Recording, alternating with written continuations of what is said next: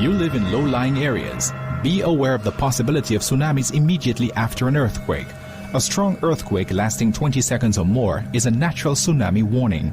Do not wait for an official warning. Gather your family members and evacuate immediately after the shaking stops. Don't delay. A tsunami could occur within minutes. This message is sponsored by the Australian Government, AusAid, and produced by NEMA in collaboration with Win FM.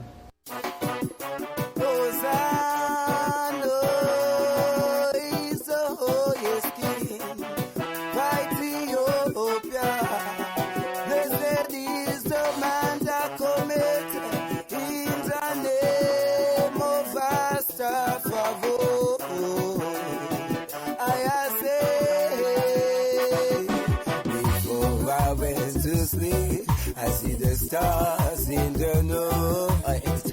When my morning comes, I see the sun in the woods. Oh, beautiful to see Mama Nature mystically operating with simplicity by the hands of His Majesty. So I say, sit upon the throne of the Avidu. Come from Sheba and Solomon, oh, with a great golden triple phone Rastafo. Come fit take so me say, mix a stars a shine, mix a bees a blow, oh, mix a rainfall. Rastafari come feel so far, oh, far, oh, far, oh. Rastafari rules everybody over. Who's over? Who's over? You and me. Rastafari rules everybody. These last life, these are times. More times you got to take a little cool and just voice. Sunrise and moonlight. And stay far from people and their pagan vibes and make low fight with Rastafari. Just speak the truth and always know that the king of voice. Get all your voice and you speak boy, tumble yourself and you will see the signs and then you see sit up on the throne of the Avidu. Come from Sheba and Solomon, oh, with that great golden triple cone Rastafari. Him come fit take us home, me say, oh, Mr. Stars that shine, Mr. Bees that blow, oh, Mr. Rainfall. Rastafari come feel so far, oh, far, so far, you and me. Rastafari rules everybody over, far, you and me. Rastafari rules everybody. Before I went to sleep, I see the stars in the night. When my morning comes, I see the sun in the woods. Oh, beautiful to see Mama Nature mystically operating with simplicity by the hands of His Majesty. So I say, sit up on the throne of the Avidu. Come from Sheba and Solomon, oh, with a great golden triple crown Rastafari. Him come fit take us home, me say, oh, mix the stars a shine, mix the breeze a blow, oh, mix the rainfall. Rastafari come feel so far, far, so far, you and me. Rastafari rules everybody over,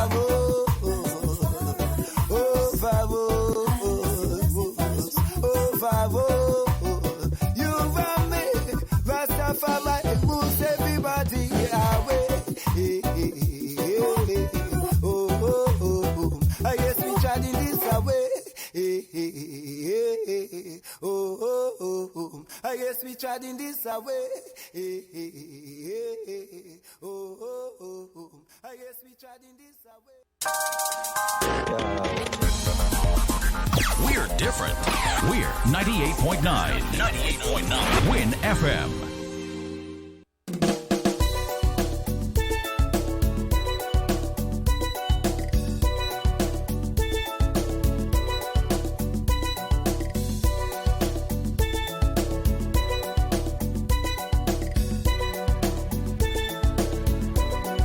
Hi there, very good morning to you. Time to welcome you once again to another edition of Voices on WinFM 98.9, www.winnfm.com. The first segment of the program comes to you the very best wishes of Flow, Rams Trading, and TDC Group of Companies. I'll take a small. Double XL, that's the size for me. Flow's new prepaid combo plans have the most choice and value for everyone. Save up to 90% by combining your talk, text, and data into one simple plan. And with options starting at just $19.99, it's easy to say it, type it, or share it. A whole lot more for a whole lot less. Dial *129# now to activate. The bigger you go, the bigger you save with Flow's new prepaid combo plans. This is how we flow.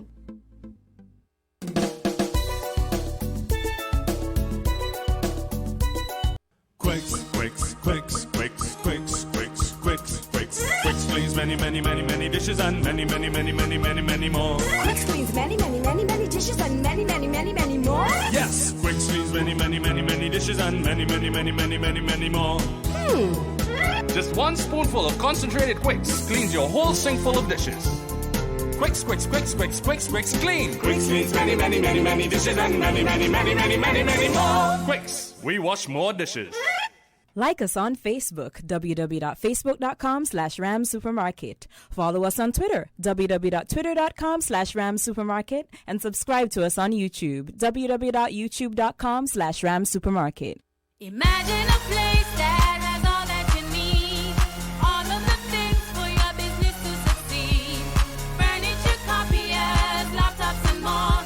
TDC Business Center is your #1 store. Print and copy and scan and fax. Our copy center does all of that. If you're having a party and you need chairs and tents, we've got all your needs at Grand Rentals for rent. The TDC Business Center has everything your business needs. Superior copy and printing services, business equipment and furniture, and a wide array of renting materials for all occasions. TDC Business Center, providing solutions that work.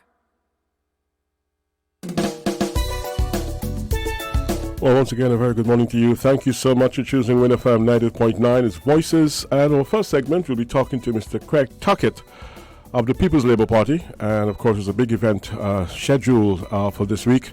We want to say a very good morning to Mr. Tuckett. Mr. Tuckett, good morning. Good morning, Mr. Bacchus, and of course good morning to the beloved nation of St. Christopher and Nevis, and to your listenership far and wide over the internet and those who are listening over the radio waves. It's indeed a pleasure to be in your presence again. I find it strange because I came in, sat down before the mic, and I wasn't even prepped, so I guess it's because you think I am accustomed of being here, so I feel that I'm just a part of the family then. Well, when you see someone with a three-piece suit and a very expensive tie, you know that they are well-versed. You even have your beads with you. I mean, you can't go wrong, man. You have everything you need right there. Plus, of course, you're no stranger to our listeners at WinFM 90.9, Mr. Tuckett.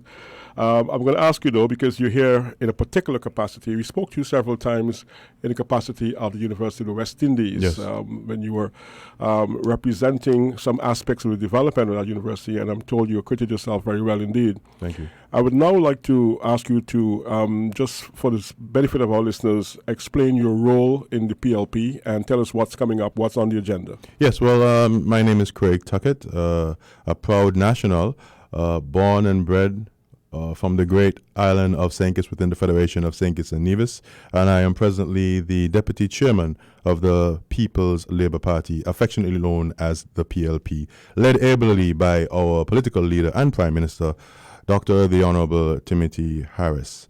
And as you have rightly said, a very big occasion will be occurring this Saturday, that's this weekend, this Saturday the 24th of March, right there at the Patsy Allers playing field, where the People's Labour Party will be having its second annual national convention as we bring democracy and transparency and good governance to the people of the West Bastia constituency and by extension St. Kitts and Nevis as a whole. So it's the first time I will be in that great constituency of West Bastia, and also it's the second time we'll be having our national convention, but we continue with the model of bringing the convention to the people, and that is why the first time in political history in the Federation of St. Kitts and Nevis, any political party is having a convention outside in the communities outside in the playing field so that everybody can hear, see, and feel alive and be a part of this historic event.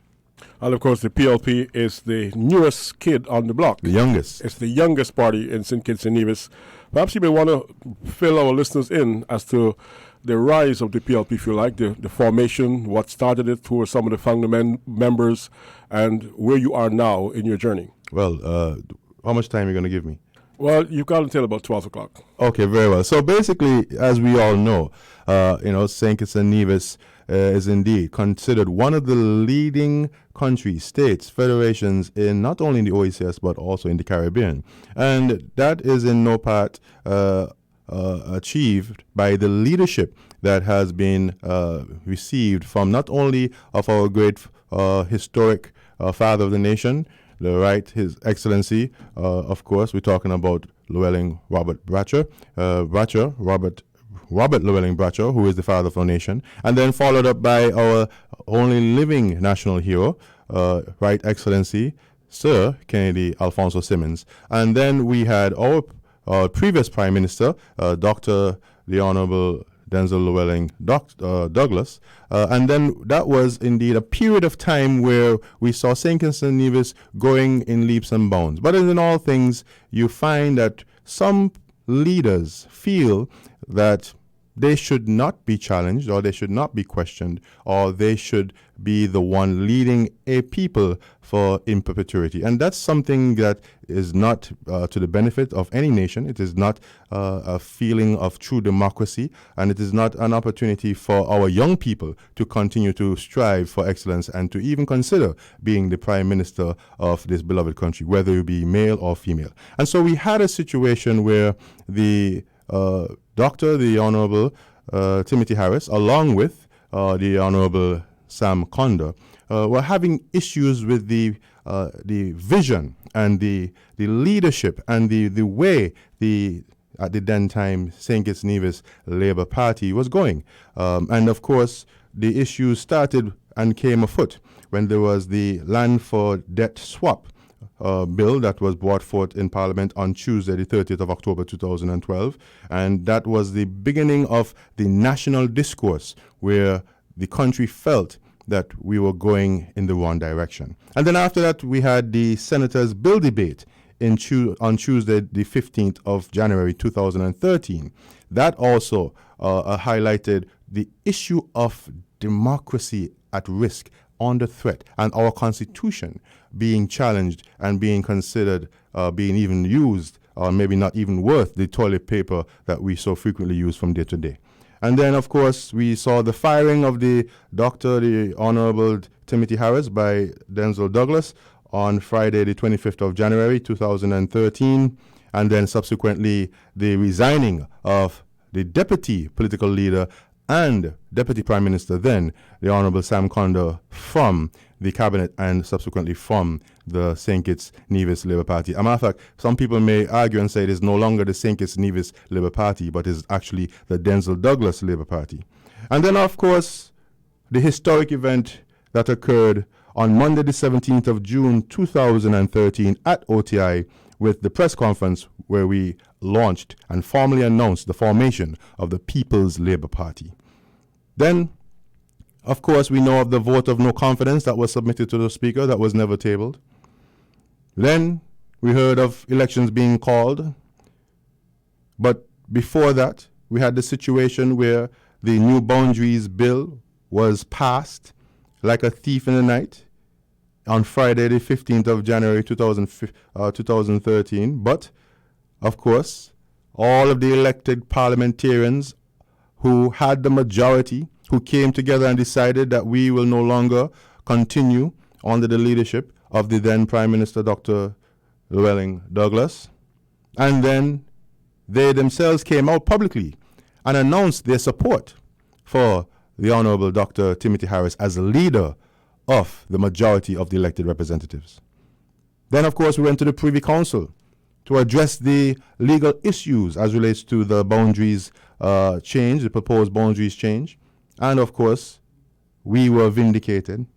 And then, of course, we saw Vindication Day itself, V-Day, on Monday the 16th of February 2013 and then subsequently the swearing in of our third Prime Minister of the Federation of St. Kitts and Nevis on Wednesday, February 2015, and that's when we now saw the Team Unity administration moving forward, bringing its prosperity agenda to the people, a fair share for all, and the people resoundingly gave the full support behind this administration under the leadership of our very own political leader and Prime Minister, Dr. the Honorable Timothy Harris, who is indeed a part of the Team Unity administration, and PLP continues to give that support not only to our political leader and Prime Minister, but to all the very hard-working cabinet and the political leaders of the respective parties of Team Unity. And so we are here about this very important time of our country's life, going through, as we see, progress is indeed the mantra, excellence is the mantra, unity is the mantra, and we are seeing the pride coming back to our Federation of St. Kitts and Nevis. The relationship between St. Kitts and Nevis is never stronger. We're seeing the relationship between even political adversaries in the past coming together and becoming friends, and might I say even family, and becoming indeed putting country above self. That is what we want. That is what we the people ask for, and we saw that come to the forefront, and that is why PLP, the People's Labour Party, being a part of that Team Unity movement, making sure that it is strong, because a chain is as strong as its strongest link. Now, if we look at the PLP at the moment, fellow listeners in again, if you will, on the executive members, the address, how can you make contact with the party if you want to become a member? How was that process? Yes, well, as I said before, when we started off in 2013, we basically had 2 seats or 2 constituencies or PLP constituency branches. To date, we have now built out the party, and we have People's Labour Party constituency branches in all 8 constituencies. And so if you who are listening, whether you be a present member of the Denzel Labour Party, or you are a young person who's returning 18 shortly and who wants to be a part of the democratic process and be a part of guiding your country, the country that you were born, bred, and you love, and you are a patriot of, you can easily become a part of this great party led by our Prime Minister. Our offices are presently being utilized from the Team Unity Administration headquarters. That's on 4th Street, the top of 4th Street. You just come in there. We're open from 9 to 5. You fill out the registration form. And guess what, Bacchus? Free. No. Close to free. $1 a month. I don't catch you when say free. $1 per month. We are the cheapest political party in terms of entrance in the whole Caribbean. So you pay $1? $1 per month. And so that's why we did that, because we wanted to make it accessible to not only the whole people of all the different sections of the society, but more so for young people. And you can become a member of the People's Labour Party on turning 18, but you can become a member of the youth arm from the time of you're 12, and of course that is a part of getting you involved with the democratic process and learning how we develop ourselves as a party, and also how you can play a role in the development of your country. You have an official color? Of course. Well, I see here your banner, Win FM, and it's in the color that is officially the color of our party, beautiful orange. And that was because we wanted to mix yellow and red. Yellow and red, and that gives you the beautiful color of orange, and that is our political colors that we will be basically oranging up the place. Oranging up the place. I mean, look, we just came from last night. Well, as you know, the Team Unity administration is going out to every constituency, having a series of town hall meetings, informing the good people of St. Kitts and Nevis about the progress that has been made, the challenges that has been faced, the mess that they found when taking office, and how we are going at putting plans in place to carry forward the prosperity agenda, and at the same time listening to the people, hearing their concerns and having them addressed right there and then, or later on, as we develop that relationship, that family bond between the good people of St. Kitts and Nevis. And we were in the constituency, the great constituency of St. Paul's. Yes, we were right there in St. Paul's Community Center, and I tell you, the place was packed. Bacchus, I don't know what to tell you. I only if you are following, and as people do, follow us as we stream live all of these town hall meetings, you'll get a pan of the crowd, and you'll see the colors that were prevalent in that town hall. It was orange, orange, orange, orange, orange, orange. But of course, it's not about outshining any political party. We are part of the Team Unity administration. We are committed to the Team Unity concept of movement, of family. We are committed to each and every one being as strong as its strongest link. And so we, doing our part as a political party and making sure that we build out and we remain relevant in all aspects of this nation, we are further cementing the strength of the Team Unity administration. Your symbol? Our symbol is indeed the saw. The saw is a workman's tool. It is a tool that is used to saw hard wood. The hard wood of nepotism, the hard wood of divisive politics, the hard wood of bad-mindedness, and the hard wood of false news and propaganda. And that saw is what we're using to saw down and to break pieces those distractors on the other side. I won't call their name, we all know. And of course, we will continue to, like I said, saw down the place and orange up the place to make sure that Team Unity administration, led by our political leader, the Honorable Dr. Timothy Harris, remains strong as we take St. Kitts and Nevis forward as we implement our prosperity agenda. Before we go to our partners to get a good word from them, the executive members at the moment. Oh, well, of course, it's many. We presently have, as you know, the political leader, who is the Prime Minister, Dr. the Honorable Timothy Harris. We have our deputy political leader, who is Senator the Honorable Akila Byron Nisbet. And we also have our chairman, who is Mr. Warren Thompson. We have myself as deputy chairman. We have our secretary, who is Miss Matilda Williams. We have our deputy secretary, who is Mr. Christoph Greer. We have our treasurer, who is Mr. Clark, and we have our deputy treasurer, who is Miss Thompson. We have also youth representatives and women representatives in the persons of Miss Sonia Henry. We also have Mr. Manasseh Huggins. We have also our trustees. I have them listed, but I will get that to you as we go along in the program. But as we stand, that is also a part of our convention. We will have the democratic process. We have the nominations period that has been completed. We're now going to go to the floor at the business section of the convention, and then we will have elections. But I am pleased to announce that so far we will have no challenge, and all of the members of the executive will be returned unopposed as we move our party forward every year until the bell is called. Mr. Craig Tuckett, Deputy Chairman of the People's Labour Party. We'll be back with more in just a moment. Let's hear enough from our partners. When we come back, you can give us a call, 466-0989, 662-0989, 762-0989. If you have any questions or comments for Mr. Tuckett. I'll take a small. Double XL! That's the size for me!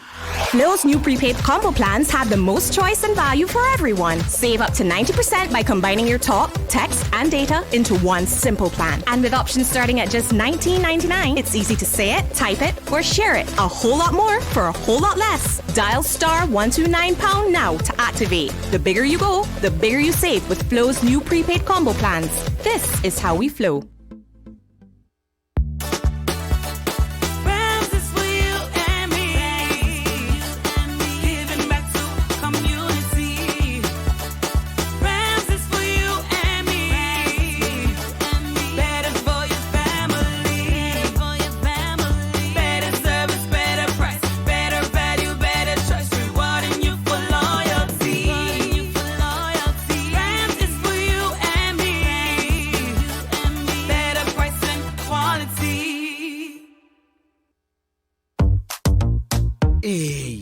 To get some genuine parts for my vehicle, you know. I fed up. When I order things, sometimes they don't even fit. And sometimes even if they fit, they just don't last long. I wonder where I could go. TDC Automotive.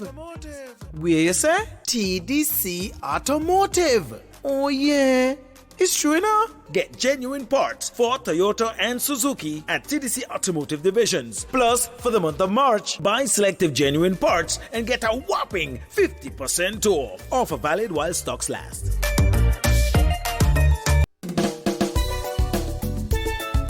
You tune to Win FM, it's 98.9, www.winnfm.com. Our numbers are 4660989, 6620989, 7620989. Those are our numbers. You can give us a call if you so choose. Going back now to Mr. Tuckett and the convention coming up this weekend, this Saturday, at the Patsy Allis Playfield in Bastyr, the village. What do you have on your agenda, Mr. Tuckett? Well, as I mentioned earlier, I cited to it that we'll be having a convention starting promptly at 2 o'clock. And for the first segment of our convention will be the public session. It's open to all specially invited guests. But like I said, we are taking the convention to the people. So anyone is invited to come.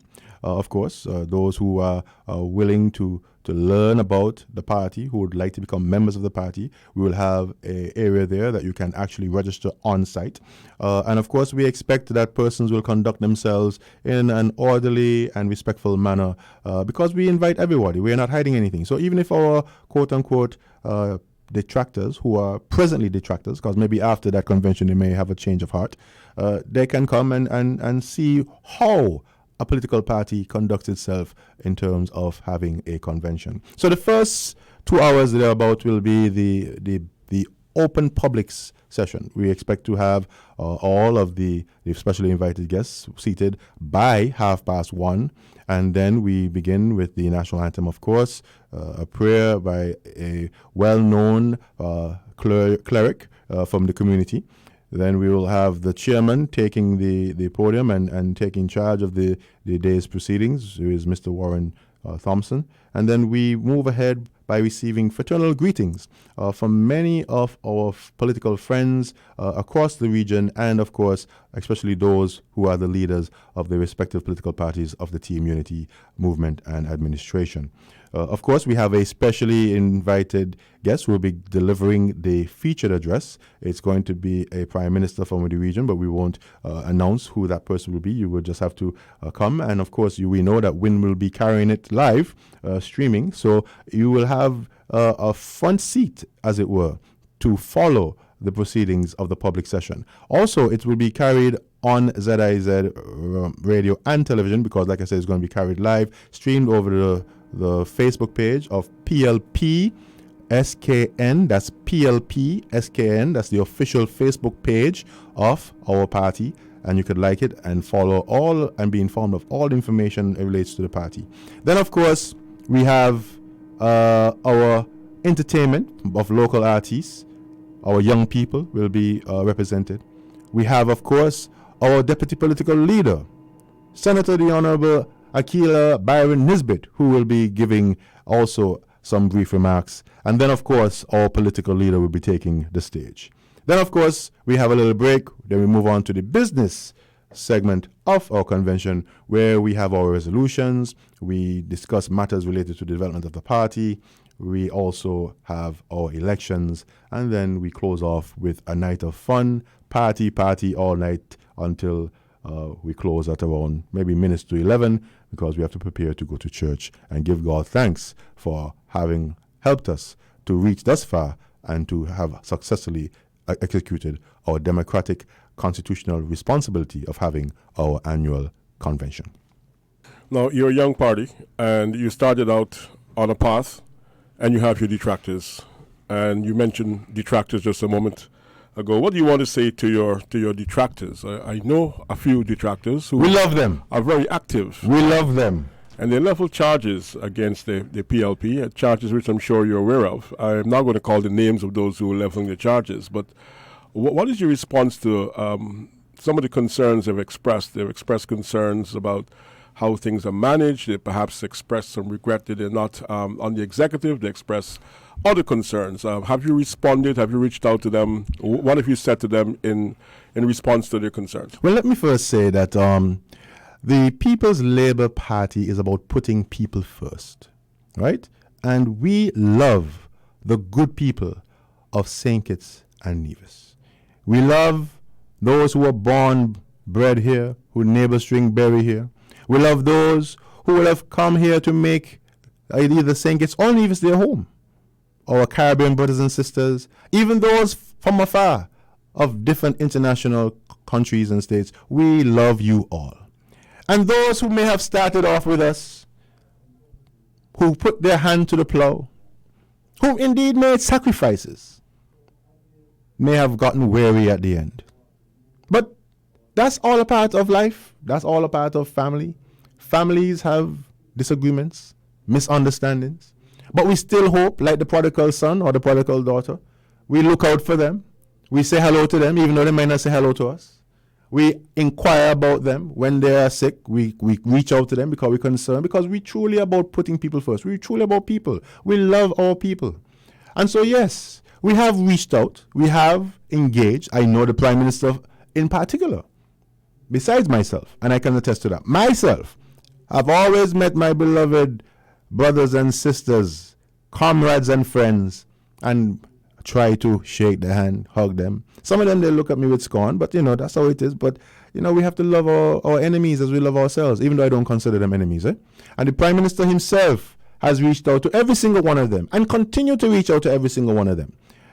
And so, though they continue, whether it be on the social media, whether it be on the airwaves, whether it be backbiting behind our back, in the public, we still hoping, like the prodigal son or daughter, that they will return to the fold. And so we still accept them, we still love them, we still recognize their contribution to help this party reach to where it is. But at the same time, we have to move on. Because no party, just as we said before in the campaign, there's no office or no country that is bequeathed to anybody for perpetual lifetime leadership. That is why our political leader has said that he has agreed to 2-term limits. And he said at the town hall meeting in Sandy Point, as we all heard, that he will indeed support the present Deputy Prime Minister and the present political leader of the People's Action Movement for Prime Minister when that time arrives. How much more you want what much more can be said? That shows the integrity of the man. The man is true to his word, and he is about statesmanship. He's talking about putting country first, and we are true to all the things that we have campaigned on during that time, from leading up to 2000, to that Vindication Day, that V-Day, on the 16th of February 2015, and we will continue to fulfill our mandate and our promises, as you can see from the track record back us. Tell me, yes or no? I mean, not everything is perfect. I mean, this is the life that we live in. It's not a utopia, but we will get there. And we are, in the short time of 3 years, accomplished as a Team Unity administration over 100 campaign manifesto promises. And even those that were not in the manifesto, we have accomplished for the benefit of the people on St. Kitts and Nevis. All under the leadership of our political leader and Prime Minister, Dr. the Honorable Timothy Harris. So to answer your question, yes, we love them. We love that.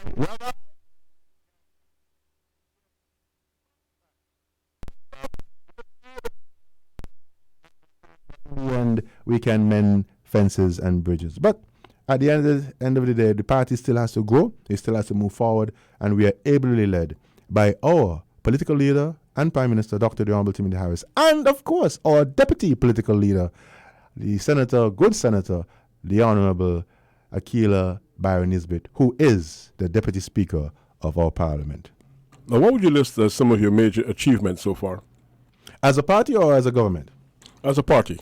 Right. So, the major achievement is that we were able to ensure that we played a vital role in the Team Unity administration receiving the overwhelming support by the rank and file and the electorate of St. Kitts and Nevis, and ensuring that we won the government on the Monday, the 16th of February 2015. We also have achieved the build-out of our party. Like I said it before, we have constituency branches in all 8 constituencies with an executive, and with each of them coming to our convention on Saturday, the 24th of March, to 35 delegates. So we have our branches come in with the full complement, according to the Constitution, of course, of their full delegation of 35 delegates. And of course, we saw where through our leadership, we are able to keep the ship of state not only afloat, but trotting ahead buoyantly above the waves of global economic challenges. And I might say, if you may not be aware, we are number one in many categories, not only in the OECS, not only in CARICOM, but in the Western Hemisphere.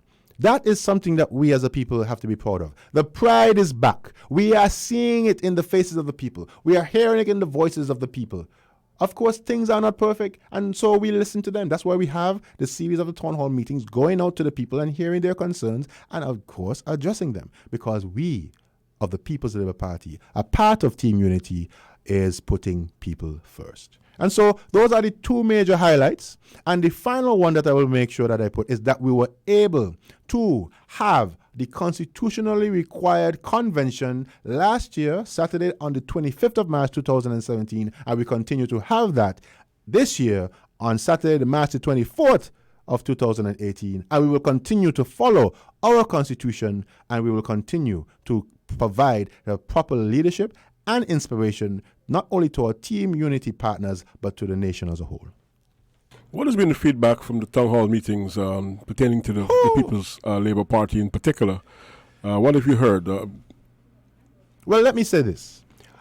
I would not say what I have heard. I will say what the leader of the People's Action Movement, the leader or the previous leader, the former leader of the Concerned Citizens Movement. I speak none other of the Deputy Prime Minister, the Honourable Sean Richards, and of course the Senior Minister in the Cabinet of the Federation of St. Kitts and Nevis, the Honourable Vance Amory. They both, and I'm paraphrasing, have said that the strong presence of PLP means a strong Team Unity administration, a strong Team Unity family, and that is why they have no problem with having the People's Labour Party build out in all its constituencies. For as Sean said at the town hall meeting in Sunny Point, when we have the People's Labour Party building and encouraging and reaching people who himself or his party may not be able to reach under the umbrella of Team Unity, and showing the track record and being able to communicate with them in their own way of communication, and of course being of the same ilk, as it were, it will mean that Team Unity as a whole, collectively, will be returned not only in the next 5 years, but the 5 years and the 5 years and the 5 years to come. And so I can attest to this, as it has been in the public record, that we are stronger than ever. You listen to Win FM, it's 90.9. We'll be back with more in just a moment. Here comes the sun. Sun quick. Here comes the sun. Sun quick. Sunny flavors for everyone. Natural, tasty, full of vitamin C. The drink for the whole family. It's Sun Quick. Sun Quick Drink Concentrate gives you 40 glasses. 9 delicious flavors to choose from. Orange tropical mango. Peach orange. Orange apricot. Black currant. Apple. Red orange. Red fruit. Bursting with vitamin C. Sun Quick. Natural, tasty, full of vitamin C. The drink for the whole family. It's Sun Quick. Like us on Facebook, www.facebook.com/ramsupermarket. Follow us on Twitter, www.twitter.com/ramsupermarket. And subscribe to us on YouTube, www.youtube.com/ramsupermarket. I'll take a small. XXL! That's the size for me! Flow's new prepaid combo plans have the most choice and value for everyone. Save up to 90% by combining your talk, text, and data into one simple plan. And with options starting at just $19.99, it's easy to say it, type it, or share it a whole lot more for a whole lot less. Dial *129# now to activate. The bigger you go, the bigger you save with Flow's new prepaid combo plans. This is how we flow.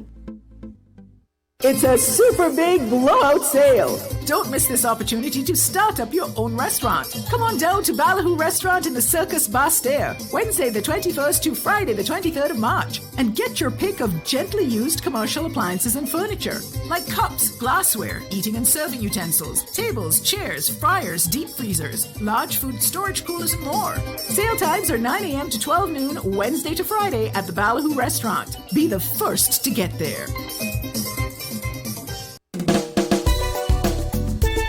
All right, we have a call in the line. Caller, thank you so much for being a part of our program today. Let's go live. You are with Mr. Craig Tuckett of the People's Labour Party, the Deputy Chairman. Go ahead, please. Yes, good morning. Can the chairman tell me how much members do they have in their party and what constituency would they be running in the next election? Thank you. I listen. Very good question. Thank you so much for that call and that question, caller. Thus far on our registry, we have over 500 registered, full-pledged, paid-up members of the People's Labour Party. And that means, at this juncture in St. Kitts and Nevis, that is a major achievement. So let me add that to the list of achievements, Mr. Bacchus, that we were able, in short order, to grow out our party to that large number of membership. As relates to our involvement in the next general elections, whenever it is called, we would like to leave that to the leadership and to the decision-making process of our team unity leaders. I cannot, at this time, make any response to that question. But as you know, we ran in two seats, which were our very own. That is the constituency of number 7, where our political leader and Prime Minister was unmatched and continues to be unmatched. It's how. We also ran in constituency number 3 with then former Deputy Prime Minister, the Honorable Sam Conda. And also we would like to wish, again, our beloved brother Sam Conda and former Deputy Political Leader of the People's Labour Party all the best, and his beautiful wife. We hope that they are okay, and we continue to hold them up in our prayers. And so those were the 2 seats that we continued to champion. And we continue to ensure that the people of both constituencies are well taken care of, and we will see what the future will hold as relates to those 2 constituencies. But in relation to how many seats we will contest, again, I am not at this time at liberty to discuss or to relay or to even to fathom or even to suggest what constituencies we'll run in. Like I said, that will depend upon the leaders of the Team Unity movement and what is decided whenever the elections are called. Caller, thanks for holding. You're live. Go ahead, please. Thank you, Mr. Bacchus. Good morning to you, sir, and good morning to Mr. Tuckett. Good morning. How are you? Good morning. I'm good. You're talking really fast and quick. Let me try to slow down. You seem like you're well prepared, but I'm going to tell you this. You guys need to go on a campaign, a membership campaign. I spend my time in 3 areas in my constituency, which is number 2, and I don't see no representative. Nobody come around those areas. And so you guys need to go on a full campaign to increase the membership, especially in constituency number 2. Mm-hmm. And I'm very serious about that. Okay. We don't see nobody. I don't even know there's an office there. Yes. So that's my take for today. All right, thank you so much. Thank you very much. We're going to go back to the phone lines. Another caller. Call you live and on the air, and good morning. Yes, again. Good morning again. Good morning. From the answer that I was just given, and from listening, right, I will say this. To my party, which is the PAM party that I support, I think they better open up their eyes and open up their ears. Because the fact, right, that now the person that's representing the People's Labour Party, he gonna tell me he not sure how much people they were gonna run in the next election. That made my ear perk up, because in PAM we took people out to put them in, and I hope they're not asleep. They better shake up and wake up, because I sense a betrayal, and I sense it coming, and I'm not going to hold my tongue from talking for what I feel and what I think is going to happen. They better open their eyes and stop play fool. You have a good day. All right. Thank you very much for your call, caller. And any other more calls there, Bacchus? No, go ahead. All right, so let me address the last call. I doubt very much that is a true supporter of the People's Action Movement, because that is not the sentiment that we are getting on the ground, nor amongst the leadership of the People's Action Movement. Just as we heard the leader of Her Majesty's loyal opposition said at one time in the debate, trying to create discord and disunity, and that is something that is not in accordance with even the Word of God. He said, or tried to portray and say, and I'm just paraphrasing, oh, y'all over there, y'all need to wake up, stand up as men and not as little boys. What a disrespectful statement, as though those great leaders who, following up from 2013 onward, who stood up not only for themselves in representing their people in their respective constituencies and their political parties, but stood up as patriots against those ills that were continually occurring and abuses as relates to our Constitution. They stood up. Are you saying that they are not politically aware or able to make decisions not only in their own capacity as patriots and nationals of St. Kitts and Nevis, but also representative of the people and their political parties? I speak of the People's Action Movement and the Concerned Citizens Movement. That is a disrespect. And so I know that there are persons on that side who will have persons call in, say that they are this and that, and try to create discord. But I will say, my answer was clear. We ran 2 seats in 2015. 2. And I do not know what we will run in 2000 and whenever the elections are called.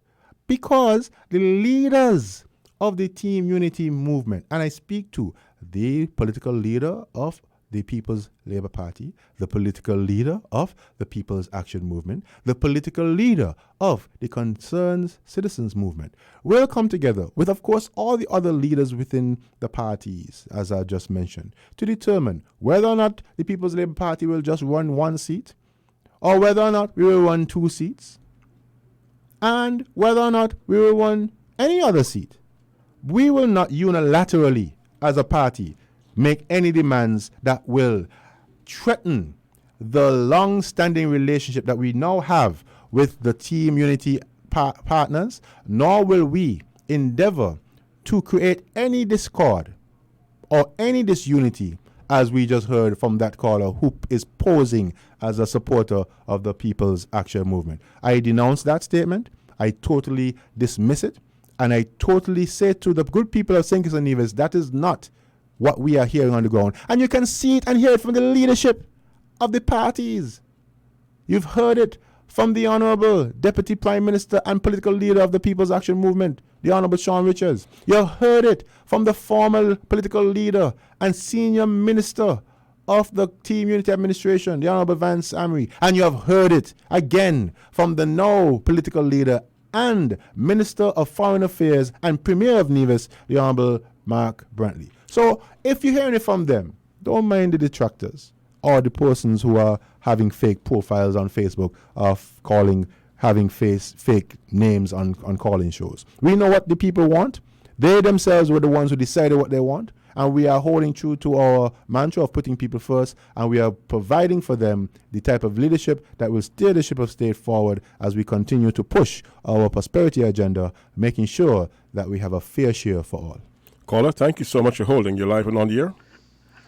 Good day, Mr. Bacchus. Yes, good day, sir. Yes. I remember last year when your guest appeared, might have been on Rain FM as well. I think it was just after the convention, right? And I think I remember pointing out 2 main concerns that I had. One was the absence of any ideological content in the presentation at the conference, at the PLP convention. Okay, no mention of the usual tenets of a Labour Party, and it sounded more like a cult of the personality, the kind that you now want to brand the St. Kitts Nevis Labour Party with, right? Any student of history will object to any attempt to rename the SKNLP as the Douglas Labour Party. For the SKNLP will survive Douglas, it will survive Harris, and whoever else because it's a movement with a rich legacy and a pedigree etched out of struggle. From the Buckley's riots, adult suffrage, trade union movement, you name it. A party like that isn't easy to sideline. If Harris goes, the PLP is more likely to disappear than the SKNLP will disappear if Douglas goes. Okay, the second concern then was the reaction to calls by some executive members for the leader to account for campaign funds. You know, there was nothing transparent and accountable in his response to the queries. You know, if a trained accountant cannot or will not account for monies under his control, he is either incompetent or worse. And sweeping an issue like that under the table is not an option, especially if the leader is a public servant like the Prime Minister. Okay, and, you know, characterizing the formation of the PLP, you made it sound like it was some kind of attempt to save democracy, when all it was a Machiavellian power grab that succeeded. You know, a classic Machiavellian power grab. Okay? And that would have been okay if he had then made a serious effort to correct the political problems and governance that we've been plagued with. You know, but what we find is that he's doubled down on the same things you called out, you know, the nepotism, the divisiveness, the vindictiveness, and the propaganda, right? And that, to me, is a failing of both him and the party, okay?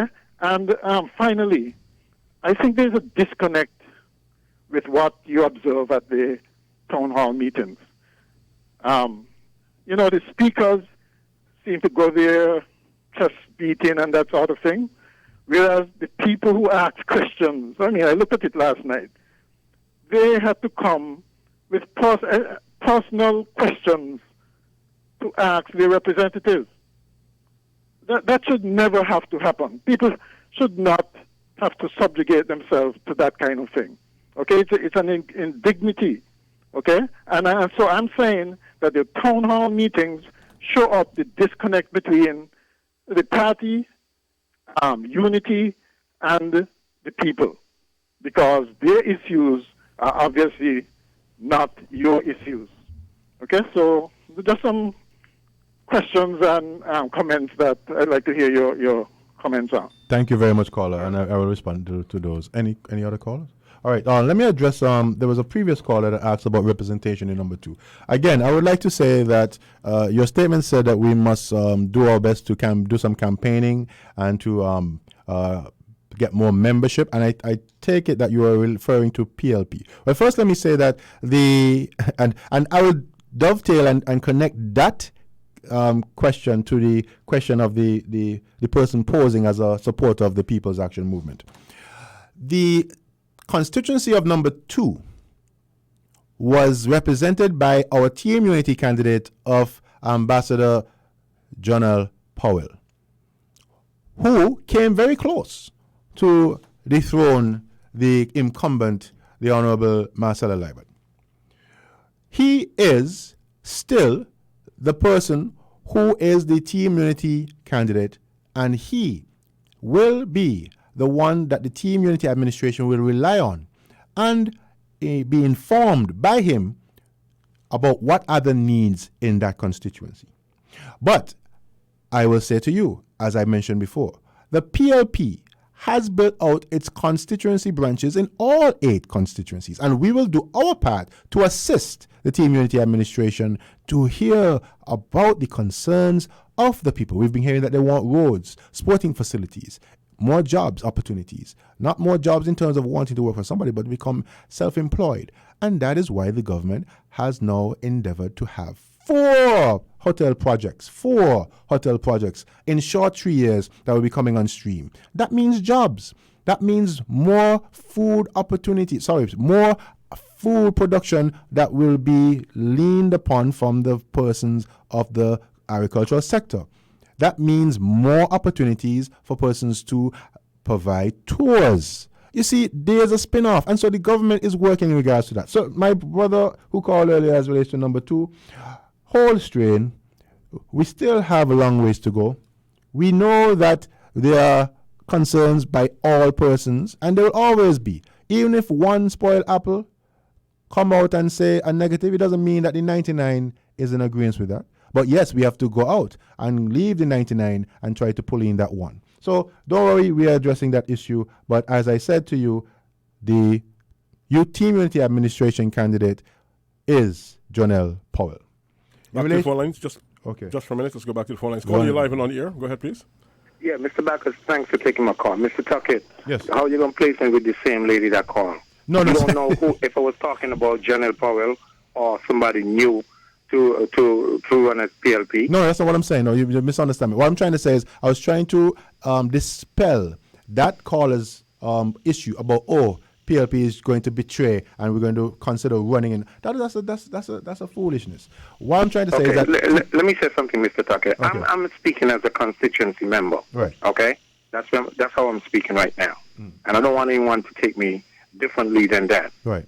All right? And let me tell you, whoever come from constituency number 2 to run in that constituency there, I will support them. If it's Jonelle Powell or somebody else. And that's what we need. We need, whether it's Mr. Powell or somebody else, to go out into the community of constituency 2 and stamp his name on that constituency. Or her name. We cannot take anything for granted right now. Yes, okay? I understand. We need to stamp his name there. He needs help in the constituency. Let us give him the help. Let us support him. Let him come out and meet people, talk with people. Yes. I agree. You cannot win an election. You cannot win an election if you don't communicate with people. I agree with you. And you have to communicate with them well. I agree. And Jonelle have the personality for it. I don't know who is from PLP will be in that constituency, but I know Mr. Powell have the personality for it. Yes. So if he got the personality for it, come out and communicate with the people properly. Good. Good point. And I want to reiterate my position. Before you do, let's go back to the phone lines. I'm trying to get as many calls in, but you'll get enough time to wrap, I promise you. Okay. But let's hear from this caller. Call you live and on the air. Yes. Good morning again. Good morning. Sir, you are very wrong. You see how wrong you be? Nobody have to tell me to call because I don't talk to nobody to say somebody tell me to call. And let me tell you, I am a full-time supporter, okay? I stay from in America and pay for my constituency leader to have meeting in my community. That's how good of a supporter I am. But let me tell you what I am also. I am a God-fearing woman and I am a praying woman. And I am not stupid and I am not blind. I pray that what I am feeling is not so. But let me tell you, don't judge me, Katabo. They put people to call. You're wrong with that. So tell me now, what else aren't you wrong with? Huh? Because look how you just so wrong. So what else aren't you wrong with? You're a politician. Y'all know how to talk and cut corners. But I am a child of a king, and I know how to read between the lines. I am not foolish. I am not foolish. So don't come with that mess when it comes to me. I don't play politics. I don't hold party because of party's sake, okay? I am not going to support you just because you're of this party or that party. When I see something is not right, and when my God-fearing conscience tells me something is not right, I act on that. But I pray that what I'm feeling is not so. Good. That's important. And that is not so. And it is not so. Just like I pray to remove labor, I am going to pray that as long as y'all is not doing right by the people of St. Kitts Nevis, but we are. God will move all you, whether it be PAM, PLP, CCM, whoever it is. As long as I am not doing right by the people of St. Kitts, God's going to bring all you down. But we are. You have a good day. I don't play when it comes to my faith and my salvation. Neither do we. Have a good day. Don't judge me. And you need to apologize because you were very wrong. Okay. Have a good day. All right, sweetheart. And let me address that. Another call again. How much time are you going to give me? Because I have to try to address all these issues. Okay, very well. Now, my dear, I'm not going to make this a personal issue. I'm going to say to you this. Our political leader and prime minister is also a God-fearing man. And so am I. We're not politicians in regards to what we have come accustomed to. As a matter of fact, politics or politician is a noble profession. Just as teachers, just as nurses, just as those who give humane service to help the development of their country. So from that regard, that's how I see myself. And I don't want to be labeled in a negative connotation as relates to being a politician. I am a man who puts country above self, and I am a man who believes in my Almighty God. And if it is that we are truly followers of Almighty God, we should not take the negative and try to disrupt unity. How good and how pleasant it is for brethren to dwell in unity. That's from Psalms 133. So anybody who comes and talking anything other than negative and anything related to disunity and say that they are with God, well, I have to, think about that. And I want to also say, what have we done in the short 3 years that is not in favor of the people? Name one. But let's not take too long on that. My beloved sister, hopefully, as you say, you're in the United States right now. I hope to meet you one of these days. Remain a true supporter of the People's Action Movement in Team Unity, as the People's Labour Party in Team Unity is, and listen to your leadership and understand where we are taking this country. In relation to the last caller, he addressed three things, and it was so much. One, in relation to our principles as a party, we have a constitution, and within that constitution is our philosophy, is our guiding principles, our objectives. And that's a person sound like somebody who I know. And I would like to also say that we are the People's Labour Party. And so we hold to the principles and philosophies of labor. And yes, I hope you are right, that in the absence of the present leader, the Right Honourable Dr. the Honourable Denzel Llewellyn Douglas, the present leader for Her Majesty's Loyal Opposition, that the St. Kitts Nevis Labour Party may find its way again. But the people are becoming aware and enlightened to the fact there is another option. There is an option that gives true leadership, true vision, who holds to the principle of putting people first, who is true to his word when he says we're going to move to have term limits, and we had the first reading in Parliament. And we are the ones who, through our legislative agenda, have put policies, true legislation in place for the betterment of our people. You're talking about the St. Kitts Nevis Labour Party, the ones who put or passed the Freedom of Information Act and the public integrity in public life, and never put no meat to it. It's just a bill that was passed into law and was never acted upon. But trust me, you've heard where our leadership of the Team Unity administration have said that how they will deal with those issues. So you have something to compare with. We have the past and you have the present. And the people on Monday, the 16th of February, 2015, made a decision. They will continue to make the right decision, as I know. Why? Because the Team Unity administration continues to do the right thing. All right, we're going to go back to the phone lines again. Call you live and on the air. Good morning. Hi, good day. Good day to you. I want to, yes, the rep that you have there for PLP, I want to address him by his name properly. So is it Mr. Tuckett? Yes, Mr. Craig Tuckett. Okay, Mr. Tuckett, I'm here listening to you from abroad as well, and I have to be very honest with you. As a supporter of unity and itself, because of PAM, affiliation with PAM, I have to admit you do seem a little bit on the defense side, and allow me to elaborate a little bit. The female caller who called in just before you began explaining yourself, I think her concerns are genuine, because there has been some, it has been across social media as to her allegations. So I think everybody has a sense of those allegations that is out there in the public. Not saying those allegations are true. Exactly. But we have to understand and take things into consideration. When these allegations are out there in public and we don't hear all representatives, whether it may be from the PLP side, the Unity side, or the PAM side, when it's perpetuating the public like this every day, all day, every month, all year long, it tends to come a norm. So her concerns are genuine, because me living up here, I've been hearing these concerns. References have been made to these things. And for you to dismiss her concerns like that, I thought it was very disingenuous to both PLP, Unity and PAM. As she noted, she's a PAM supporter. As a PAM supporter, what I'm thinking that she was looking for is confirmation that her allegation, that what she's hearing is not true. But I said that. It was not true. Hold on a second. You said that in your after she called back. While she was on the line with you, that was your first opportunity to make it crystal clear to her. But instead, you went into defense mode and you started saying that she may not be a true PAM supporter.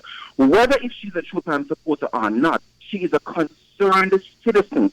And I personally felt you dropped the bomb there. Maybe it's something it's a human error, and I understand that. But I'm just telling you, from listening to you here, it sounds more you're in a defense mode. And we don't want to get into the defense mode. We want to, even if she's not a PAM supporter or PLP supporter, your job there right now is to win her over. And I think what you just did, you pushed her further away to believe those notions more. And all I'm saying to you, as a strong Unity supporter, PLP and PAM, we need to do a little bit better job. As we see what happened in Nevis, they ran a very nasty campaign, and they pushed a lot of people away, and we don't want that happening in St. Kitts. And as for her concerns, those have been on social media for quite a while, and we have not seen a representative from PAM, from PLP, or from Unity denouncing those concerns to their supporters. So, I mean, those are genuine concerns, and I'm happy that you were able to clarify some of those concerns today. But we need to see more of it and hear more of it to their supporters. All right, well, I'm all right, so thank you very much. So I have some good news and some bad news, Mr. Tuckett. The bad news is that there's a technical glitch with our newscast, which means it's going to run a bit late. The good news is that you have some more time to speak, and I'll let you know when we break for the news. So you're not constrained now by the midday hour. Yes. So go ahead, sir. All right. So I'm again, thank you again, caller, for that call. And I will be the first to say that I am indeed human. I must thank the good people of St. Kitts and Nevis who may even know of my frailties or who may even perceive of my frailties, whether they're true or not, and we're willing to consider me still to come forward and to speak to them as relates to not only regional issues but national issues. But what I want to say definitively is that there is a propaganda mechanism that is out there, and I'm glad you acknowledge that. But who you think it's coming from? It's not coming from us.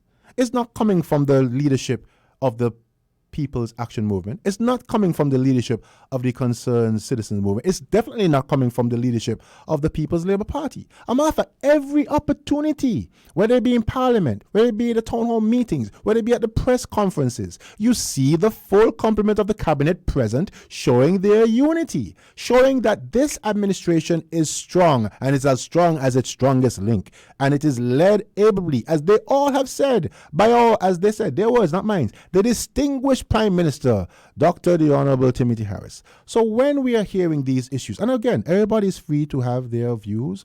This is freedom of speech, but it doesn't mean it is true. You may attack me. You may say that I have been inept. I have not handled a matter to the best of my ability. And true, I'm a human. But it doesn't make it true. It doesn't make it true. I will go on the facts. And the facts are that at many town hall meetings, the political leader of the People's Action Movement have said resoundingly that they are in full support of the Team Unity movement, and they are in full support of the Team Unity leader, who is the Prime Minister, Dr. Honorable Timothy Harris. That also has been the statement from not only the previous Premier, but the present Premier. So what am I to do, my brothers and sisters, comrades and friends? What am I to do? Believe the things that are being said as was agreed to and acknowledged as being propaganda for over these years? But the people need to then listen to what is being said by the leadership at the many forums that are availed by this administration, like none other before in any administration. This administration has been providing monthly press conferences, have been having very frequent Team Unity town hall meetings, and have been having the opportunity for residents and constituents to meet them, their representatives, at their constituency branches and offices. What more can I say? But I can't move on with that. I'm not dismissive, forgive me, I am not dismissive. If I come across of that, it's because I'm passionate. I'm passionate to see where we came from. People need to remember what we went through. The name of St. Kitts and Nevis was sullied in the international field. People were laughing at us.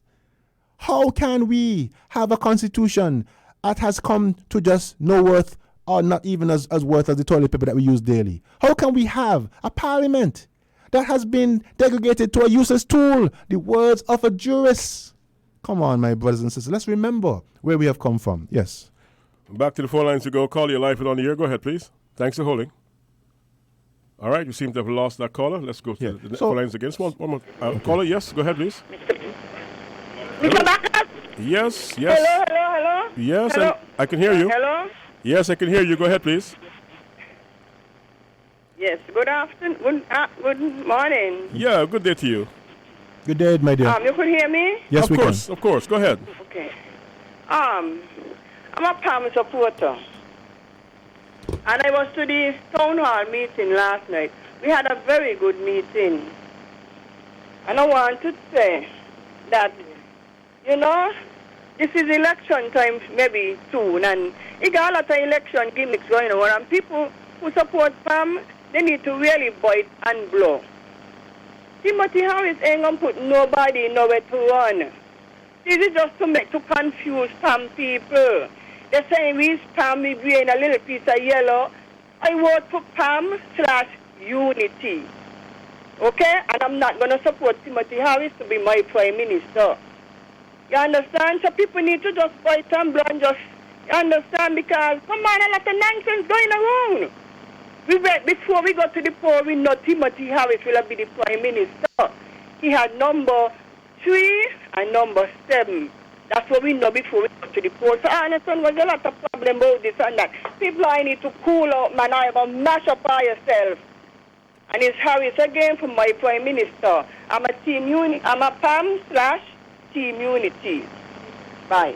Bye-bye, ma'am. Thanks so much for your contribution. Okay, Mr. Tuckett, you're going to have the last few words before we go for the headline news. Go ahead, sir. And I would like to say as well, the leader of the People's Labour Party, the leader of the Team Unity movement, the Prime Minister of St. Kitts and Nevis, said publicly in the constituency of number 5, in the presence of PAM supporters, of PLP supporters, and CCM representative, because the Honourable Senior Minister, I think the Honourable Vance Amory was present, and it was streamed over the internet and all over the world. He said that he will support the Deputy Prime Minister, political leader of the People's Action Movement, for Prime Minister when the time comes. And it was clear.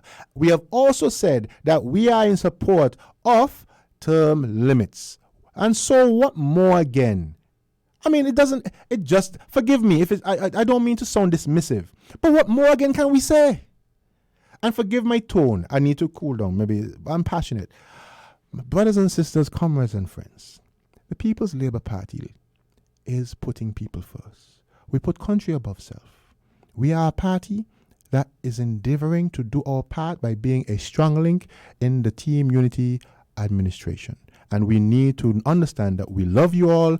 We're going to continue, and we want to invite everyone to come Saturday, the 24th of March, right there at the Passy Allers Playfield, 2 o'clock, and be a part of history. And once again, thank you very much, Mr. Craig Tuckett, Deputy Chairman of the People's Labour Party, for being with us on Voices. Thanks, so callers.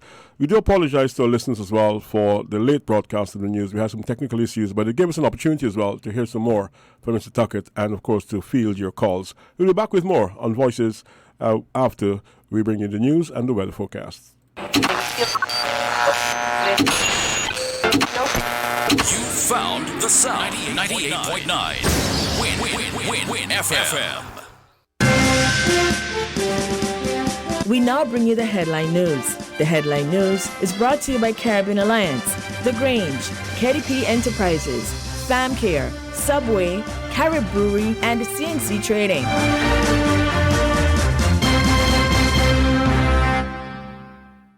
Shipping your cargo shouldn't be a hassle. It can be as easy as a single call to Amerijet International, your worldwide cargo transportation solution. We provide all the services you need to ship your goods anywhere in the world. Whether your shipment is fresh, frozen, large or small, alive or hazardous, you can count on Amerijet to deliver it safe and sound.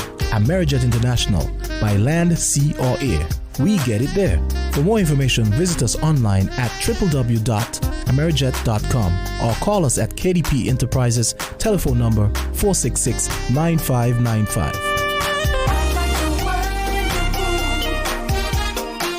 Protect your life, style.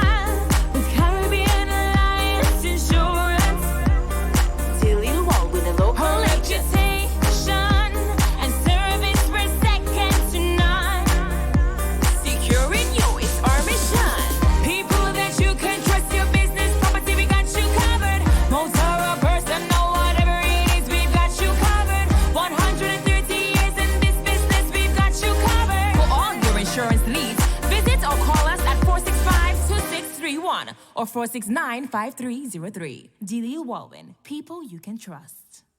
Come to Subway and eat fresh. Try our daily specials. That's right, we have a special every day at Subway. Come in today and eat fresh. Stay healthy.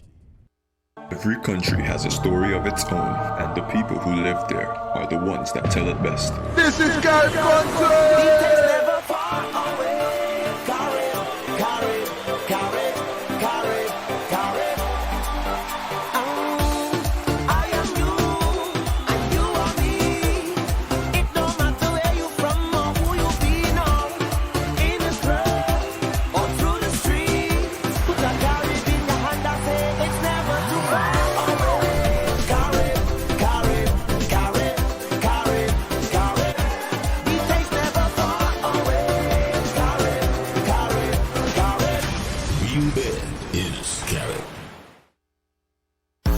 BioCare Lab says it's your hair, so wear it your way with Curls and Naturals Hair Care Solutions. Start it right with Curls and Naturals Texturizer Hair Softener. Infused with Moroccan argan oil and maintain it with the Dream Curl Cream with honey and shea butter, all with daily moisturizing anti-fizz and shine serum. For locks and twists, nourish them with a curl-defining custard and see them grow.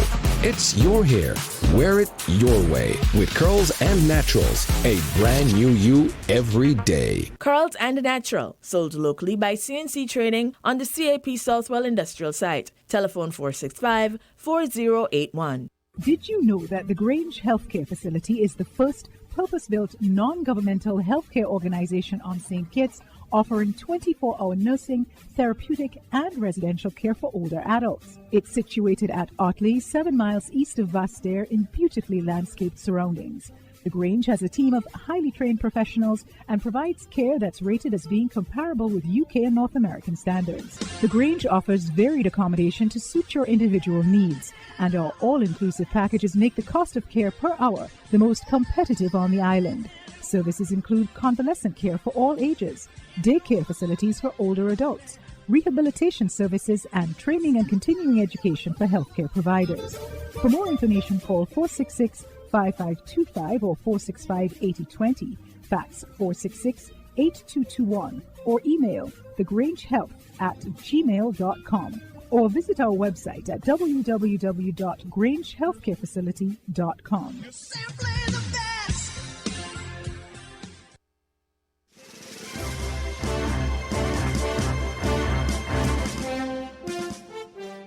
The Charles E. Mills Secondary School was placed on lockdown by security personnel on March 21st after a fight on the street that leads to the school during the lunch break, according to reports reaching Win FM. According to the police, the fight involved several students. 3 juveniles in particular were identified, one of whom sustained some injuries. The 3 juveniles were questioned by the police and statements were taken. Additionally, the Special Victims Unit and the Probation Department were informed. Investigations into the matter are ongoing. Minister of Education Honorable Sean Richards, in a recent Prime Minister's press conference, termed the spate of fights within the schools as a very real concern. These are very real concerns that we have within the schools. When we get those particular complaints, we get the parents involved. We also get the police involved. He noted that several proactive measures have been taken to arrest the negative activities within the educational institutions. We have a DETAPS program, and out of that program, you have police officers which are assigned to all of the secondary schools. You have one being shared between Basse High and Washington Archibald High, one being shared between Virtuals High and Sandy Point High, one between Keyon High and Sadler's Secondary. Of course, we don't have the resources at this particular point in time to have an officer stationed at all of the high schools. So you have that which has been done. Additionally, the Explorers program, which is specifically designed for young men at risk, was launched on March 20th. There has also been expansion of the Boys Mentorship program. Minister Richards also revealed that there has been approval for a school psychologist to be assigned to the Ministry of Education as efforts are being ramped up to identify the cause of the youth's deviant behavior. He appealed for entire communities to be supportive of parents and other family members to accept roles in raising well-grounded youth. So we continue to say to parents, we continue to appeal to the communities, we continue to appeal to the organizations to become involved in the lives of our children in all of the schools here in St. Kitts and Nevis. Attorney General Honorable Vincent Byron, while weighing in on the concerns of violence within the schools, said it was imperative that policies be regularly upgraded. He also pointed to some programs that were being put in place to allow for positive youth development. A juvenile, for instance, commits some form of felony, does the parent automatically be charged as well? At this point in time, our law does not provide for that, but we do have laws that entreat and deal with juveniles and treat them in a certain way. Juveniles are treated as juveniles, yes, but we are currently revisiting a number of programs. Some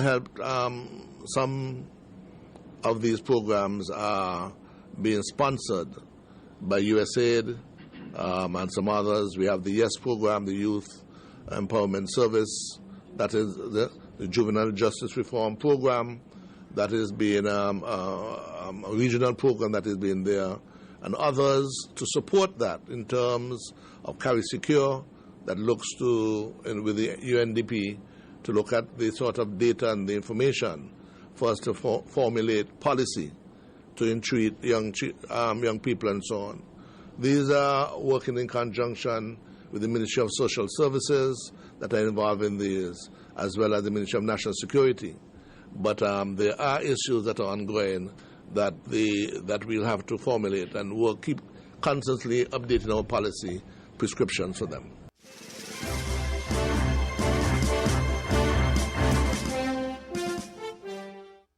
As member countries of the United Nations observe World Water Day on March 22nd, St. Kitts and Nevis grapples with its own challenges to the natural supply of water, more than 90% of it coming from wells.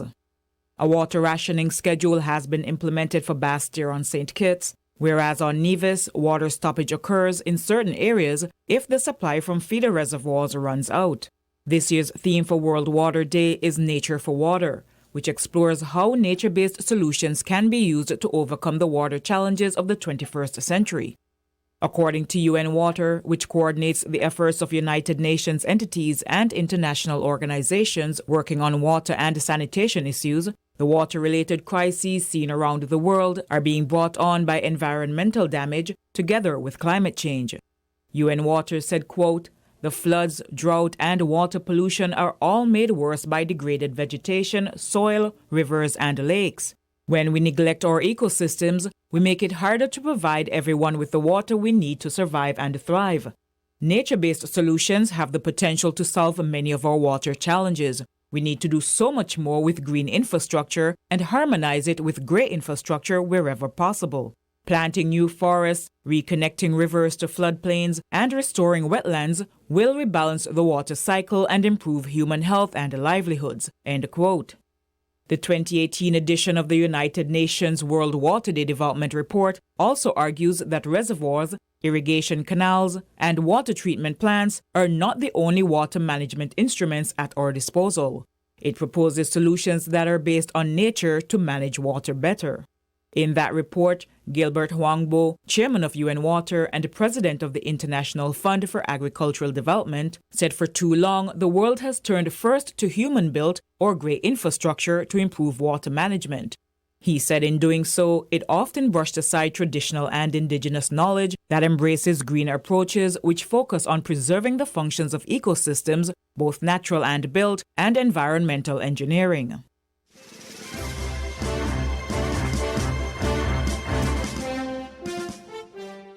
The British press is reporting on the role played by the Strategic Communications Laboratories Group SCL in the general elections in St. Kitts and Nevis in 2010. The Times reports that SCL was employed by the St. Kitts and Nevis Labour Party to smear the leader of the opposition, the then leader of the People's Action Movement, Mr. Lindsay Grant. A contractor was reportedly paid £12,000 sterling to pose as a property magnate and offer Mr. Grant his support in exchange for a cut-price land deal at a meeting at the Marriott Hotel, the newspaper reports. The Mail Online reports that the contractor reportedly offered just over £1 million sterling for 200 acres of land, well under the real value. The Mail states that Mr. Grant is believed to have accepted the deal after the offer was increased by £150,000. SCL allegedly filmed the meeting and released the video before the polls opened. Mr. Grant has publicly denied any wrongdoing. In an interview on the allegations, he said the recording was doctored and that significant portions had been omitted, and therefore what was shown was not an accurate depiction of the conversation that occurred. In the context of St. Vincent and the Grenadines, the Mail reports that SCL carried out targeted digital attacks on the Prime Minister of that country, Mr. Ralph Gonsalves. Mr. Gonsalves later claimed he'd been harassed and bullied in a campaign that included an attempt hack on his private email, the newspaper reported. There are also claims that SCL worked for free on the election campaign to elect St. Lucia's Prime Minister Stephenson King in return for a contract to run a $1.9 million public health campaign.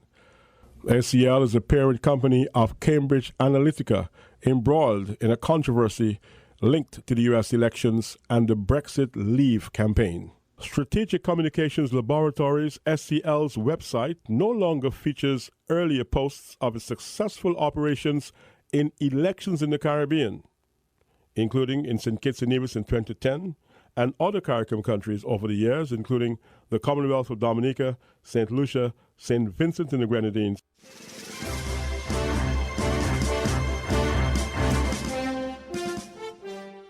The Antigua-Barbuda Labour Party has won the 2018 general elections, gaining one more seat in the parliament. It's 15 seats for the Antigua-Barbuda Labour Party, 1 for the United Progressive Party, and 1 for the Democratic National Alliance, according to reports from the Observer Media Group in Antigua and Barbuda. Leader of the UPP, Mr. Harry Lovell, lost in his constituency, as well as the leader of the DNA, Ms. Joanne Massai. She also lost in her constituency. In Barbuda, Trevor Walker of the Barbuda People's Movement claimed 568 votes to easily defeat the incumbent Arthur Nibbs of the ABLP, who got 429 votes. Among the victorious ABLP candidates were incumbent Attorney General Steadroy Benjamin and former Tourism Minister Asut Michael, who was sacked from his cabinet after he was arrested by Metropolitan Police in Britain last October. The Antigua and Barbuda Labour Party has won the government with 15 seats to 2 seats for the opposition. Wednesday's snap elections were a strategic victory for the ABLP. The party increased its parliamentary majority from 14 seats to 15 seats. It also prevented United Progressive Party leader Harold Lovell from entering Parliament as a potential opposition leader. Lovell was defeated by the ABLP's Melford Nicholas in St. John City East. According to ABEC's online polling figures, Lovell got 616 votes while Nicholas got 769 votes. Meanwhile, the ABLP now controls 2 seats that were previously United Progressive Party strongholds, St. Philip's South, where the UPP's Wilmot Daniel had long been the MP, and St. John's Rural West, where the UPP's Baldwin Spencer had long been the MP. In St. Philip's South, Lennox Weston won, beating the UPP's Chester Hughes. In St. John's Rural West, Londell Benjamin beat the UPP's Richard Lewis. The only significant defeat suffered by the ABLP was the loss of the Barbuda seat, which went to the Barbuda People's Movement candidate Trevor Walker. Walker managed a convincing victory over the ABLP's Arthur Nibbs, getting 558 votes against Nibbs' 429 votes, according to ABEC's online numbers. The 2 opposition MPs are now Trevor Walker for Barbuda and Jamal Pringle from All Saints East and St. Luke, who won by 10 votes. One of them will have to be sworn in as the leader of the opposition. The new faces in the lower house for the ABLP will be Darrell Matthew, who won in St. John's Rural South, Maria Bird Brown, who won in St. John's Rural East, Lennox Weston, who won in St. Philip's North, and Londell Benjamin, who won in St. John's Rural West. The new faces for the opposition are Walker for the Barbuda People's Movement and Pringle for the UPP. Walker is a former 2-term MP and government minister. Pringle will be serving his first term in Parliament. The only ABLP MP to lose his seat in the election was Arthur Nibbs.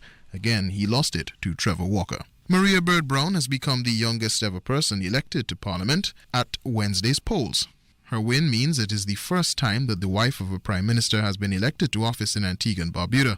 Bird Brown beat the United Progressive Party candidate, retired police officer Trevor Young, and Democratic National Alliance candidate, businessman Vincent Villa Cornelius. Bird Brown, of the ruling Antigua-Barbuda Labour Party, got 2,175 votes. Young of the UPP got 975. The DNA's Cornelius secured 134, and there were 16 rejected ballots. She tells Observer Media she is ready for the task ahead. It's a whole heap of feelings going through me right now. I'm very happy. I'm proud. I'm ready to work. I'm elated overall. Speaking about the party's overall win of 15 of the 17 seats, which included her taking her seat in the first effort, she says this represents empowerment for youth and women. It shows that the people are confident in what the Antigua and Barbuda Labour Party has been doing for the past 3.5 years. It shows that they have confidence in the party. And for St. John to release to elect me to office, it shows that they too have confidence in me and have confidence in the youth. Maria Bird Brown was thrown into the political ring late last year after Michael Freeland was barred from contesting the seat because of an issue with money belonging to the Port Authority which he could not account for. At 11 a.m. today, the Governor-General will swear in as Prime Minister, Gaston Brown, and he will also swear in an Attorney General. There is no indication from Brown whether he intends to choose someone other than Steadroy Cutie Benjamin as his Attorney General. Steadroy Cutie Benjamin was his Attorney General appointed in 2014. Benjamin served in that role up to the polls. The information about the swearing-in was confirmed by Maurice Merchant, who has been the communications manager for the government in the past. Antigua-Barbuda Labour Party leader Gaston Brown is calling for unity following his party's thrashing of the opposition in Wednesday's snap elections. Brown addressed a crowd of ABLP supporters at North Street in St. John after 2 a.m. on Thursday morning. He told them that the politics of the campaign had divided the country and the post-election period should not be a time for gloating. And I say to you that we are still one people, one nation, with one shared ambition to make our country better and to make it better for good and for the good of all. So today, we are not here to gloat about this victory, because ultimately we have to bring the people together, notwithstanding their persuasion. Even those who fought against us, I say to you that we must embrace them. I do accept that the comrades who toiled, that you must be given priority. But at the same time, we must not divide the country over politics. Brown is to be sworn in as Prime Minister again at 11 a.m. today at Government House. He has publicly committed himself to the service of the people. I personally pledge to our nation to continue to work hard in fulfillment of our aspirations and to do so in an accountable, transparent, and responsible way. Recognizing that you have given me a sacred trust, I will do all in my power to honor it, and in so doing, I will honor you, the people. And I want to assure you that my sole objective is to serve you, the people of Antigua and Barbuda. Antigua-Barbuda Labour Party leader Gaston Brown speaking on Thursday morning at a victory rally on North Street.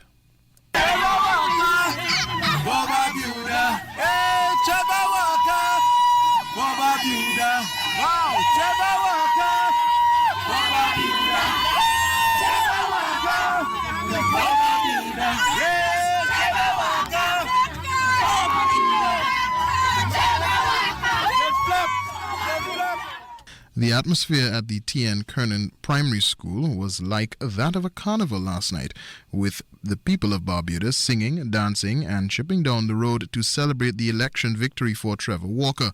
He is now the representative for the constituency of Barbuda, elected on the Barbuda People's Movement slate. The residents demonstrated by way of their vote that they were fed up of Arthur Nibbs, who was MP since 2014, and under whose leadership they said they had suffered most. Walker says he was not surprised to have won overall, but was moved when he beat Nibbs in areas where Nibbs had deep family roots. I'm very confident because I know the people are suffering. They're hungry for this victory because they have been neglected since Irma. The Prime Minister Gaston Brown went to the Parliament, changed our land tenure without even consulting us.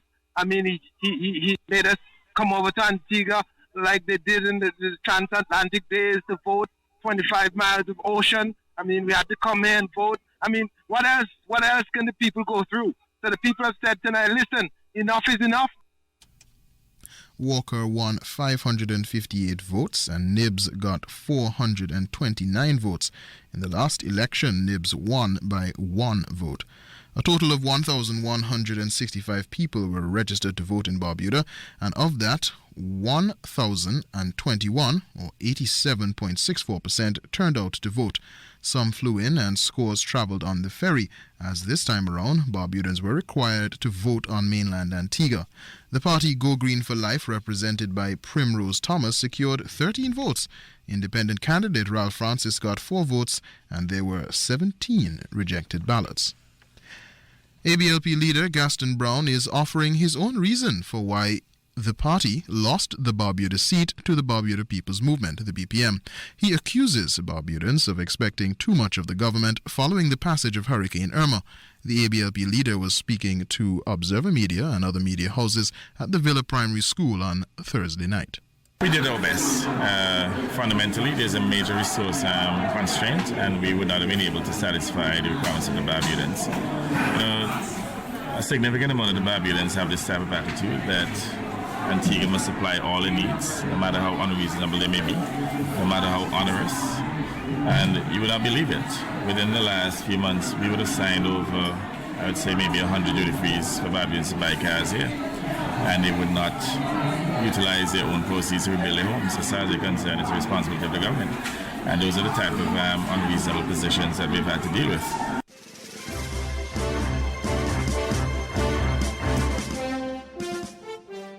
We now bring you this international report. China says it's ready to respond to President Trump's expected announcement today of new tariffs and penalties against the country. They could reportedly total $60 billion. It could make hundreds of Chinese-made goods more expensive, including electronics, toys, and clothing. The president wants to lower the $375 billion U.S. trade deficit with China. Ben Tracy is in Beijing following what could be the beginning of a trade war. Ben, good morning. Good morning. President Trump is also looking to punish China for what he views as unfair trade practices. That includes forcing American companies to hand over valuable technology or trade secrets just to do business here in China. And if there is a trade war brewing, well, China appears ready to fight back. This video posted Thursday by Chinese media shows kids talking about a trade war with the U.S. If they have an eye to us, this child says, we will cut out that eye. And when it comes to retaliation, China is already eyeing American farmers, perhaps hoping to hit President Trump's rural base of voters in places like Iowa and Ohio. So what brings a farmer from Iowa to Beijing? Soybean business. Grant Kimberly is a 6th-generation Iowa farmer. 1 in every 4 rows of soybeans planted in Iowa ends up in China. Overall, U.S. soybean exports to China are worth $12.4 billion. Chinese tariffs on U.S. soybeans would make them more expensive, which could cost U.S. farmers business. China buys about 30 to 33% of all the soybeans that we grow in the entire United States. So it's very important to have a strong relationship. Major U.S. companies such as Boeing, Apple, and Ford could also be hit if China retaliates.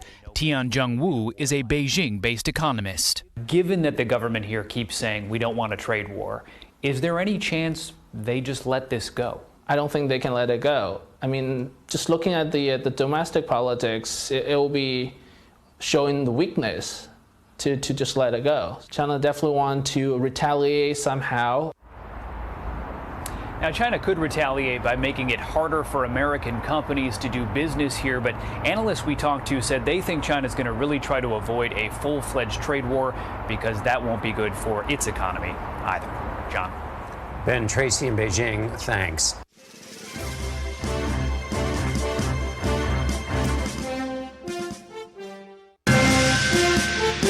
The Headline News was brought to you by Caribbean Alliance, The Grange, KDP Enterprises, FamCare, Subway, Carib Brewery, and CNC Trading.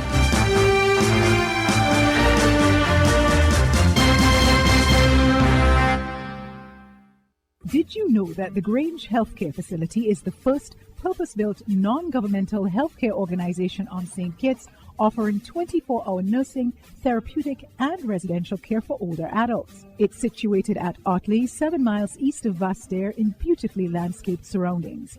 The Grange has a team of highly trained professionals and provides care that's rated as being comparable with UK and North American standards. The Grange offers varied accommodation to suit your individual needs, and our all-inclusive packages make the cost of care per hour the most competitive on the island. Services include convalescent care for all ages, daycare facilities for older adults, rehabilitation services, and training and continuing education for healthcare providers. For more information, call 466-5525 or 465-8020, fax 466-8221, or email thegrangehealth@gmail.com, or visit our website at www.grangehealthcarefacility.com. Is your hair thinning, shedding, or breaking? BioCare Labs has researched the causes of split ends, thinning, dry, and brittle hair, and has developed a product to solve these weak hair problems. We call it Strong Ends Products. If you desire to grow strong, healthy hair, Strong Ends Products is your solution. Formulated with potent natural ingredients like honey and shea butter to deposit and retain moisture, castor and almond oil for scalp and roots, and aloe vera and coconut milk for strength. Try the full line of Strong Ends hair products and grow healthy, beautiful hair. Strong Ends, sold locally by CNC Trading on the CAP Southwell Industrial Site. Telephone 465-4081. Every country has a story of its own, and the people who live there are the ones that tell it best. This is God Country!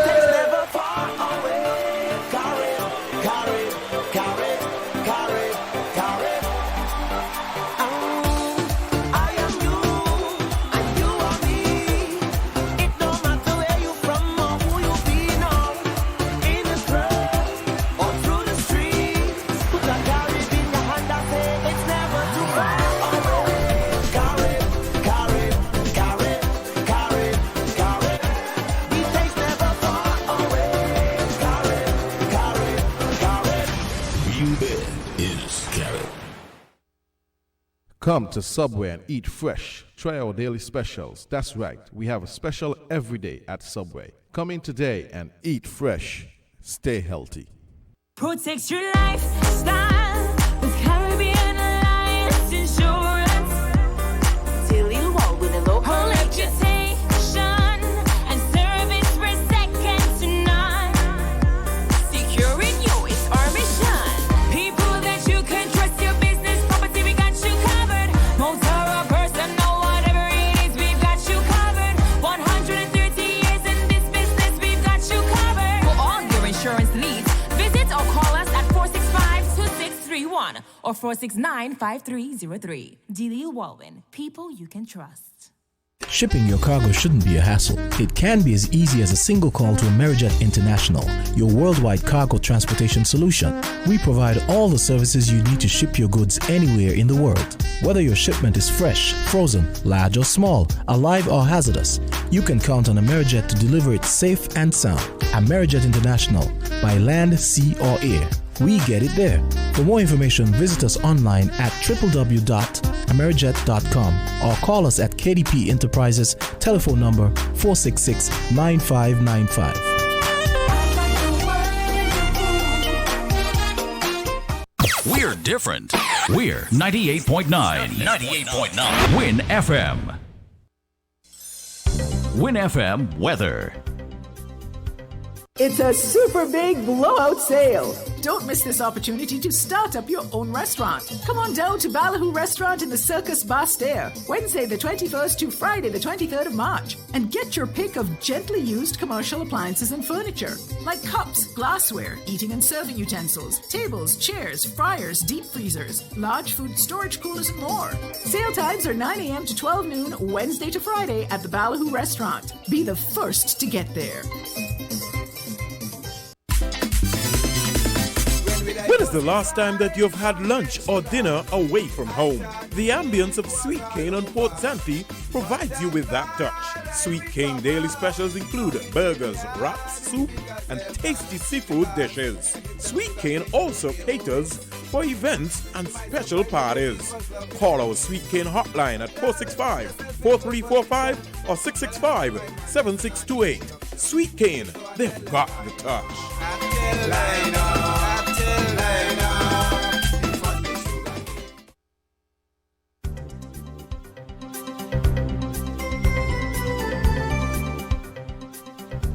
All right, let's take a look at your weather forecast right now. Compliments Sweet Cane and, of course, the TDC group of companies.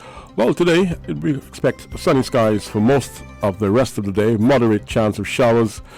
Tonight, fairly cloudy skies, and tonight, and of course, just about 20% chance of showers, as we said to you earlier on. A moderate chance of showers. Winds east southeasterly at 19 to 33 kilometers per hour, 10 to 18 knots with higher gusts over open waters. Seas with rough swells of 5 to 7 feet high, 1.5 to 2.1 meters. So you're going to have some big waves coming at you. So if you're going out to sea, do be careful. You're going to have a bath, you're going to have a swim, you're going out in a small craft. Do exercise the usual caution.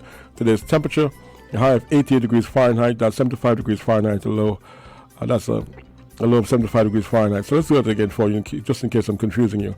88 degrees Fahrenheit will be the high, 75 degrees Fahrenheit will be the low. That translates to 31 degrees Celsius and 24 degrees Celsius respectively. So fair to partly cloudy with brief passing showers in summary.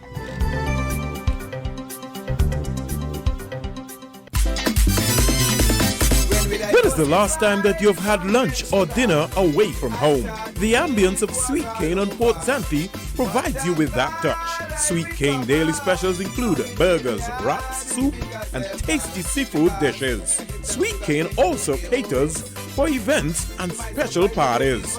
Call our Sweet Cane hotline at 465-4345 or 665-7628. Sweet Cane, they've got the touch.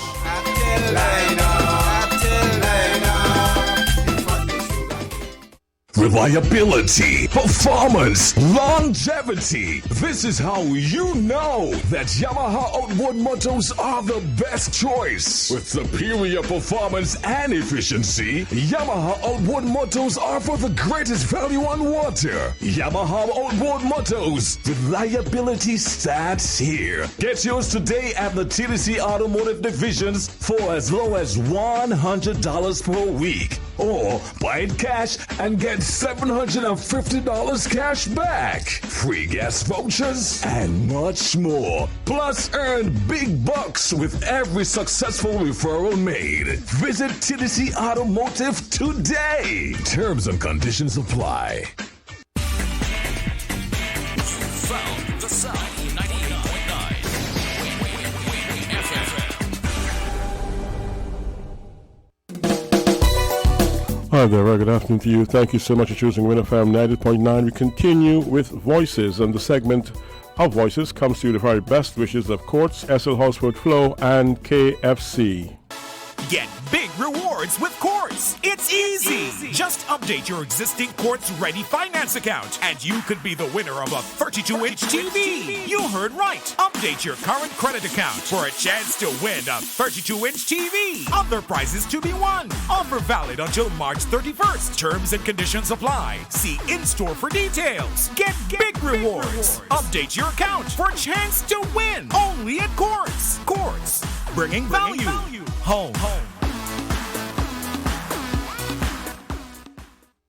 Gotta go into March. What? Horchfoot Automotive's big Gotta Go February only sale. Gotta go. We're marching into March with more great savings. It's Horchfoot Automotive Gotta Go March clearance sale. All 2017 models gotta go. That's right. Come to Horchfoot Automotive and get up to $15,000 off 2017 models. That's right. Horchfoot Automotive is making room for 2018 by offering up to $15,000 off 2017 models. That's big. Up to $15,000 off on all 2017 vehicles. And that's not all. Are you serious? Come now and get 0% down payment. No payment until April 2018. $500 free groceries. Free servicing for 1 year. Free bill of sale. Free tinting. Free registration. Free accessories. Free licensing. It's Horchfoot Automotive Gotta Go clearance sale. The biggest sale of the year. All 2017 vehicles priced to clear. Every 2017 vehicle gotta go. Terms and conditions apply. See store for details. WINN is 98.9. 98.9 is Win FM. I'll take a small. XL, that's the size for me. Flo's new prepaid combo plans have the most choice and value for everyone. Save up to 90% by combining your talk, text, and data into one simple plan. And with options starting at just $19.99, it's easy to say it, type it, or share it. A whole lot more for a whole lot less. Dial *129# now to activate. The bigger you go, the bigger you save with Flo's new prepaid combo plans. This is how we flow.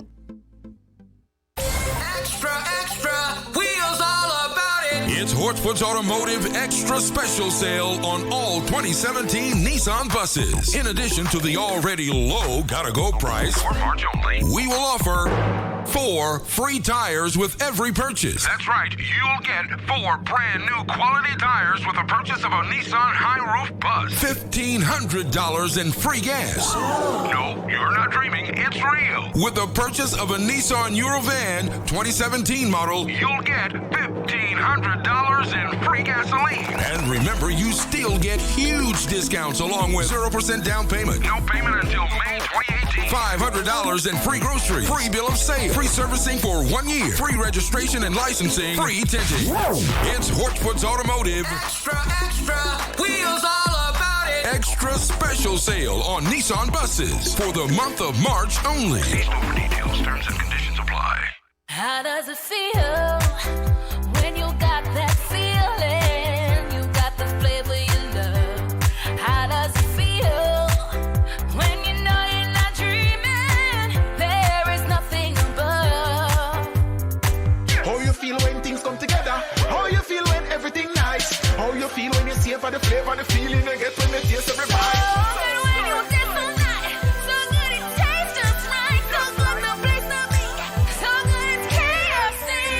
March Madness continues at Courts with Late Night Madness. Shop on March 23rd and 29th from 5 p.m. until 8 p.m. and get huge savings on products like the Frampton TV stand was $7.99, now $5.99. Save $200. Plus, dough busters starting at only $5. Courts must be crazy. Courts, mad again. Courts, bringing value home. Okay, we're back on Voices, and we're pleased to let you know that Mr. Craig Tuckett has agreed to stay with us a little while longer on the program. Of course, he was scheduled to be here for the first hour, but we asked him to stay on, and he kindly agreed to stay on some more so we can continue our discussions today. The People's Labour Party's convention is on Saturday. We're talking a bit about the history of the party, the executive members, how it operates, how you become a member, and of course, we're fielding calls. We'll go back to Mr. Tuckett now for an opening comment, and then we'll go back to the phone lines. Mr. Tuckett. Yeah, well, first let me address the issue that occurred in the first segment of the show.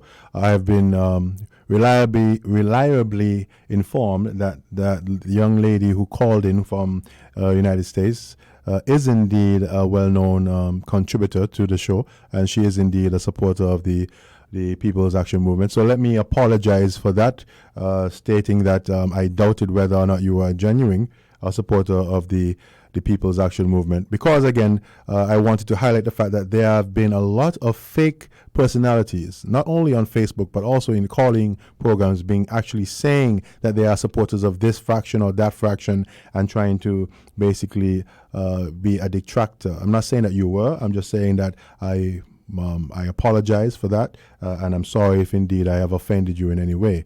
But I want to reiterate the fact that those propaganda that has been stated about mistrust or betrayal, it is not from us, of the People's Labour Party. It's definitely not from our political leader and Prime Minister, Dr. the Honourable Timothy Harris, who has categorically and publicly reiterated the support of the People's Labour Party for the Team Unity movement, of which he is the leader of. And he has given support not only to the candidates, but also to the parliamentarians of the People's Action Movement within Team Unity, not only in terms of providing them support financially in terms of resources as Minister of Finance for their respective ministries, but also going out with them into the byways and the highways to canvass the people and to find out what are their issues. So I just wanted to apologize to that beautiful lady. I just wanted to say that we love the women of Labour, both the PLP and the St. Kitts Nevis Labour Party. We love the women of the People's Action Movement, and we love the women of the Concerned Citizen Movement, and we love the women of the NRP. We love all the good people of St. Kitts and Nevis, and that is why the People's Labour Party is here, putting people first. I just also wanted to say officially on behalf of the People's Labour Party, congratulations to the Honorable Dr. Keith Mitchell for his resounding victory in the national elections in Grenada about 2 weeks ago. And also on behalf of the People's Labour Party to congratulate the Honorable Gaston Brown and the Antigua-Barbuda Labour Party for their resounding victory at the polls yesterday. These are two parties that we have working relationship with as a political party, and we indeed look forward to working closely with them in the future.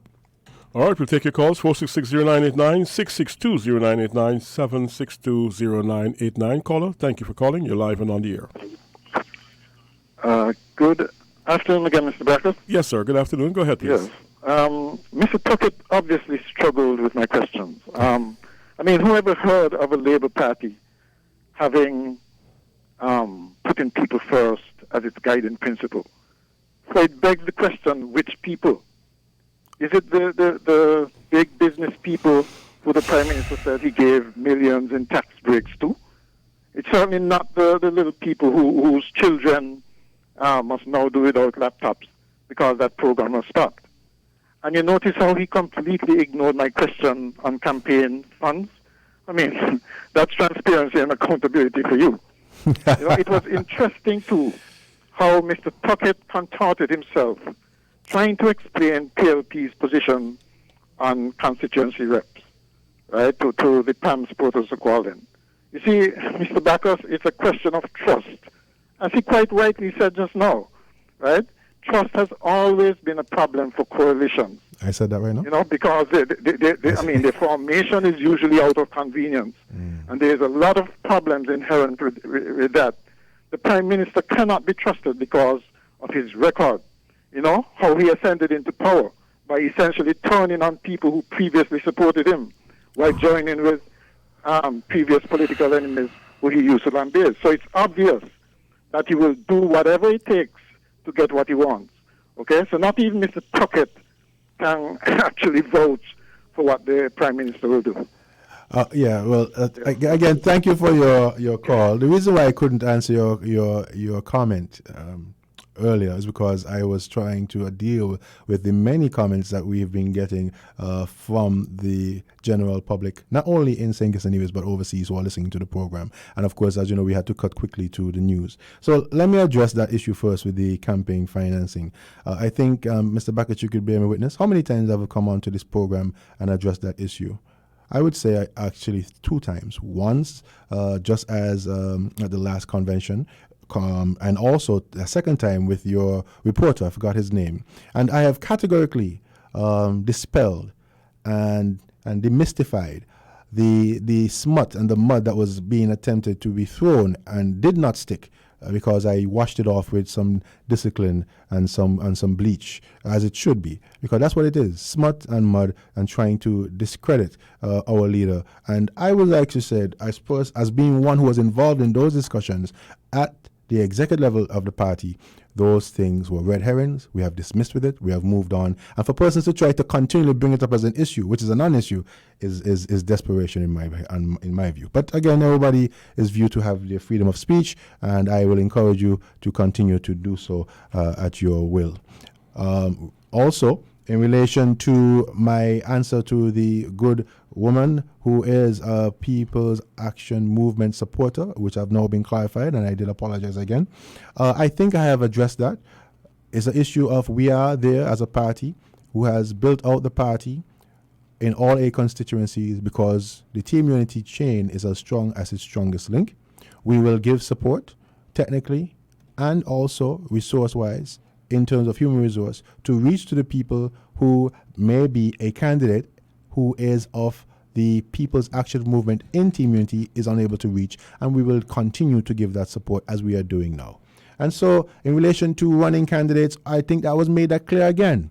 We are as I gave the history of the amount of seats that we did run in 2015, and I also made mention that I cannot answer any question as relates to that, because those are decisions that have to be made at the leadership level of the Team Unity administration and the parties thereby. So, people are trying to mix and try to find and try to twist and to concord, but not me. I'm straight like an arrow. Let's go back to the phone lines. Caller, thanks for holding. You're live and on the air. Go ahead, please. Yes, good afternoon, Mr. Bacchus. Yes, sir. Good afternoon to you, sir. And good afternoon, Mr. Tuckett. Good afternoon, sir. Mr. Tuckett, this is Mr. Frederick Dyer, who is over at Figure with you. Hey, how are you, my friend? Right? Well, people like that call in, y'all but not giving no satisfaction. He missed the trough. That's why he's balling. He can't get no more milk. His milk is dry up. Oh, my. And let him go and cool out. Oh, my. This is our turn. Oh, my.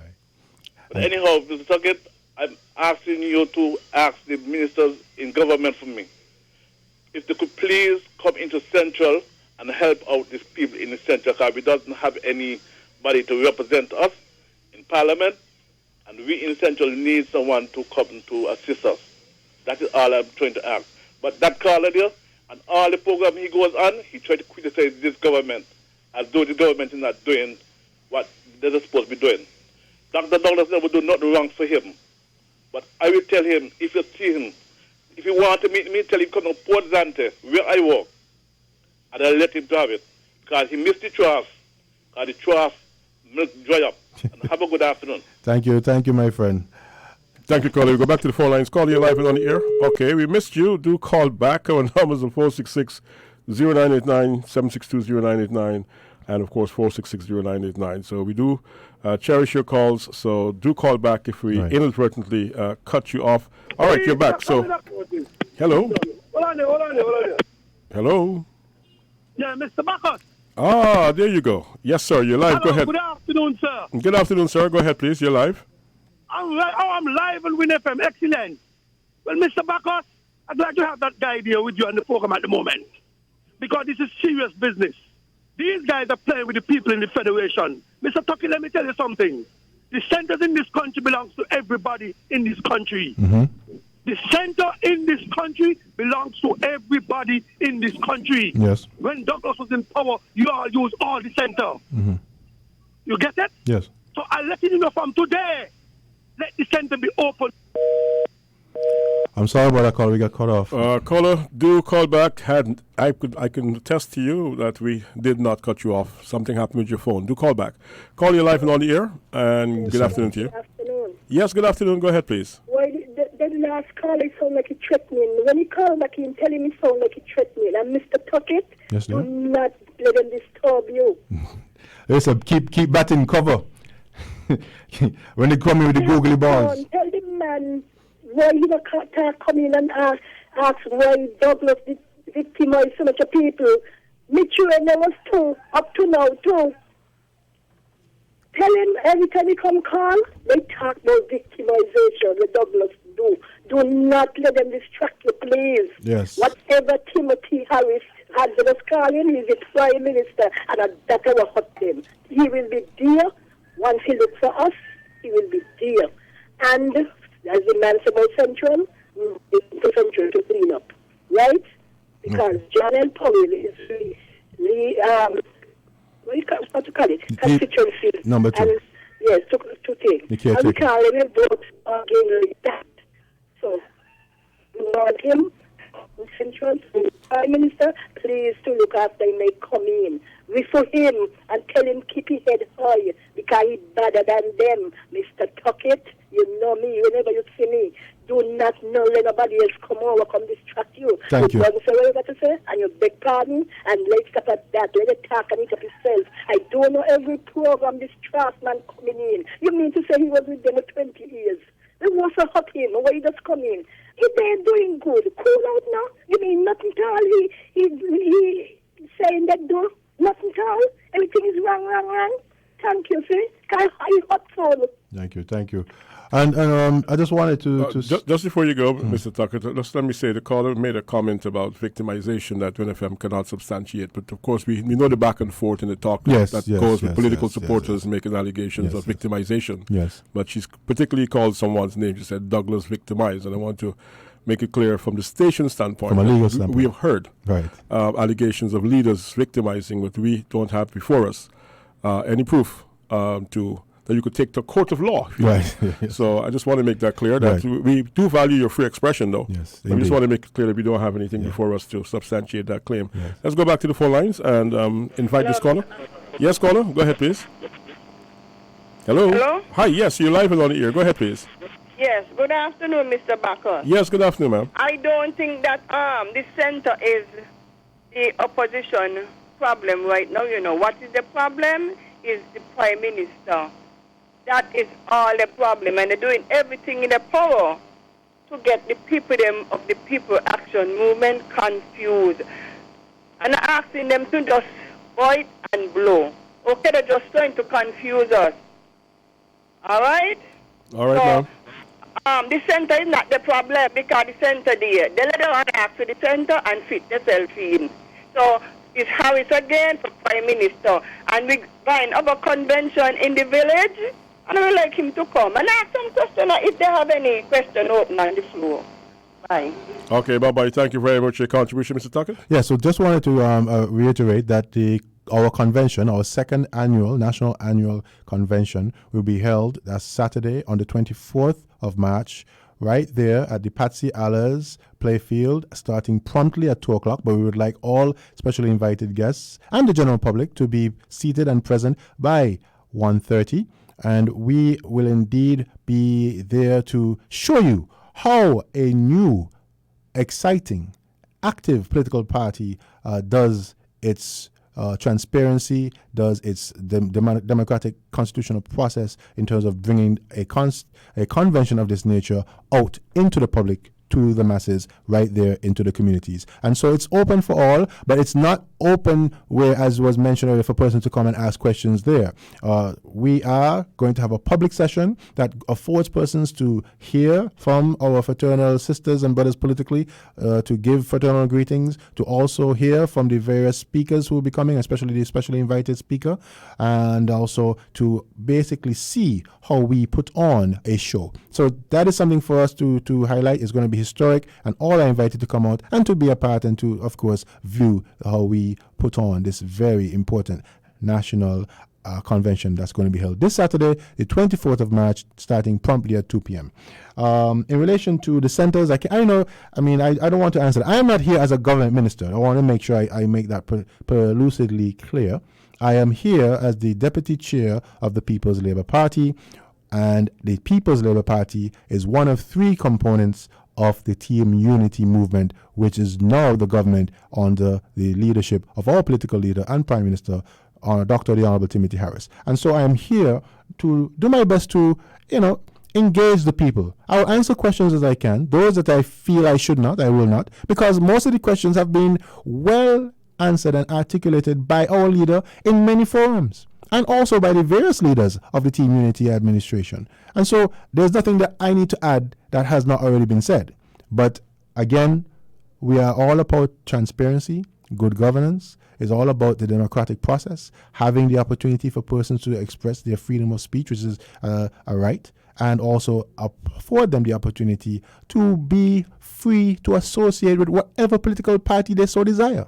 And that is why we're here, to give you that option. You may decide that you are tired of the St. Kitts Nevis Denzel Douglas Labour Party.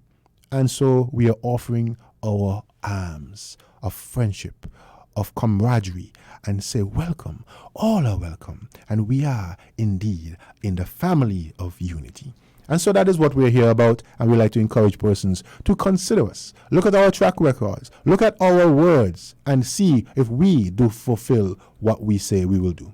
And just like to also say in closing that we will be committed to the Team Unity administration and movement. We are here not to outshine anybody, but at the same time, we are here to strengthen ourselves to make sure that Team Unity is strong. We are indeed continuing to put people first as we ensure, by the leadership of our Prime Minister and political leader, that the prosperity agenda is instituted. In short 3 years, we have done much, and in another 2 years, we will continue to do more. Why? Because constitutionally, elections are only due in August of 2020. So we have a long way to go. But based on what we're seeing in the region, Grenada, 15 zip. Antigua and Barbuda, 15-2. We might just see a change that will fly right through like the wind of change, as we saw in Monday the 16th of February 2015, will continue in St. Kitts and Nevis, but we need the support of all the factions and all the parties and components of the Team Unity administration. Remain true to the course. See what we are doing. We are here for you, and we will continue to be strong. One people, many colors, one people. How good and how pleasant it is for brethren to come together in unity. Family! That you just said goodbye. As soon as you said goodbye, I saw you giving the wrapping up. As soon as you said goodbye, the phones started because I was going to wrap it up, but then the phones have lit up again. So here we go. Let's go back to the phone lines. Call you live and on the air. We're going to ask Mr. Tucker to hold a minute longer. Yes, you're on the air. Go ahead, please. Mr. Marcus, good afternoon. Yes, sir. Mr. Montserrat. How's the weather in Montserrat, man? Mr. Tucker, make our for Montserrat. Hey, how are you, my brother? Family. We shouldn't say that. Okay. May get my head cut off now. Mr. Tucker. Yes. Can I not everything about the Grenada situation. Mm-hmm. That no good democracy at all. Forget rid of these fears. Does Team Unity itself got one logo? Very good question. You see. Okay, go ahead. Go ahead. No, continue asking your other questions if you have any other question. Okay, right. So forget rid of all these fears. Because me in Antigua when the different parties come together and form the UPP. The UPP. Right. Right. So forget rid of all these fears. Can I just think about just making one party and just that one logo? Because cause people are going to got this suspicion that your bill, somebody else a bill, somebody else a bill. So any little day, it can shake the ground. Okay, that might a little bit. All right, thank you very much. We go back to the phone lines. Caller, thanks for holding you live. Go ahead, please. Yes, good afternoon. Yes, good afternoon to you. Monstrat, good afternoon, my friend, my brother in Christ. To the rep that you have there, just before you went to break, you talk about the term limits. I would like to know when is that going to go into Parliament and when will it pass? Because then y'all have the idea like 2020 so far away. If you look at the time, right, the days are going so fast. It's just like the Word of God said, count the years as months. That's how fast they are going. And so I would like to know when term limit would be passed and also the Public Life and Integrity Bill. Those are two crucial bills that I feel should be responding to. Before you go, yes. Do you accept my apology? Of course, as long as you apologize, I accept your apology. Beautiful. I have no other choice. Thank you, if my I dear. don't accept your apology, where do you think I'm going in my walk with Christ? Like I tell you, I don't profess, I live. Very well. Have a blessed day. Thank you very much. Now, in relation to that question, those two questions, I am not a member of cabinet, nor am I a part of the. Okay, let me not say that. I am not at this present time able to answer those questions. You know that the first reading of the bill as relates to term limits has been done in the Parliament, and also the Prime Minister has addressed, along with the leaders of the Team Unity administration, the issue of the trilogy of legislation, in particularly the public life, integrity in public life. And so those things are under the cards to be dealt with. And of course, the Team Unity leadership of all three components will make the decision. There's no need for the persons who are supporters of the individual parties to be concerned. The ship of state is in safe and steady hands, and the leader is supported 100%, 200% by all of the political leaders of the sister political parties. So there's no division. if there is any confusion at the rank and file, well, there's no confusion from our People's Labour Party. And if there's any confusion by any rank and file of the other two political leaders, the leadership will have to do more to try to address those in their respective parties. But from our end, we're good. We know where we stand. We are proud of the track record of our Team Unity administration thus far, and we continue to support our political leader, our Prime Minister, and our Team Unity leaders. In relation to the question about one party, again, those are decisions that will have to be made by the leadership. I understand your point. I cannot speak definitively on behalf of the People's Labour Party in that regard, because those are decisions that will have to be made at the executive level, and of course our leader, political leader, will have to be the one to direct us based on the negotiations or discussions he would have with his partner leaders in Team Unity administration. But I understand your point. It's a valid point, and we will see what happens in the future. Good afternoon, you're live. Me again. Yes, thank you for calling, man. Go ahead.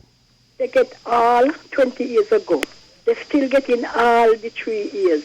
Where's the one? Let people strive now and stop coming out with the foolishness. We're going to be here forever. And if it hurt them, I'm sorry for them. Because nobody know how me ball 20 years ago. And whatever to get, I will get. Me not going behind nobody to get nothing. Thank God for spared life. Amen. And health. And whatever the Prime Minister do, I ain't say, well, he gonna do wrong, but he gonna do good because he know what he meet, what they do him, and what he want to do to the people them. Lord, give him man a break. I just vex with them, you know. I don't even want to come off the radio whole week because me know what me not feel. Tell the man, draft man, talk about victimization. I hear when you talk about it, but I could condemn it, confirm it. Right? But if I say it on the radio and you don't like it, I'm sorry too. But it happened to me. And I'm hurting. Yes. Because the people, they must give him a break. Yes. He was with them. So he knows all what was going on with them. So because he come out now, they feel like he can talk. And he apologized. He can just do better. And he apologized, if you recall. He apologized to the nation. You forget Man, that? I don't like it. He coming on every radio station and he hurting me. No. Because he was there. Look, he get so much I do for 20 years and me not get none yet. And me an old man going out. And me not going to the Prime Minister go beg him, Lord, don't give me nothing because I get turned away. No, me ain't in that. Me want to see them shine.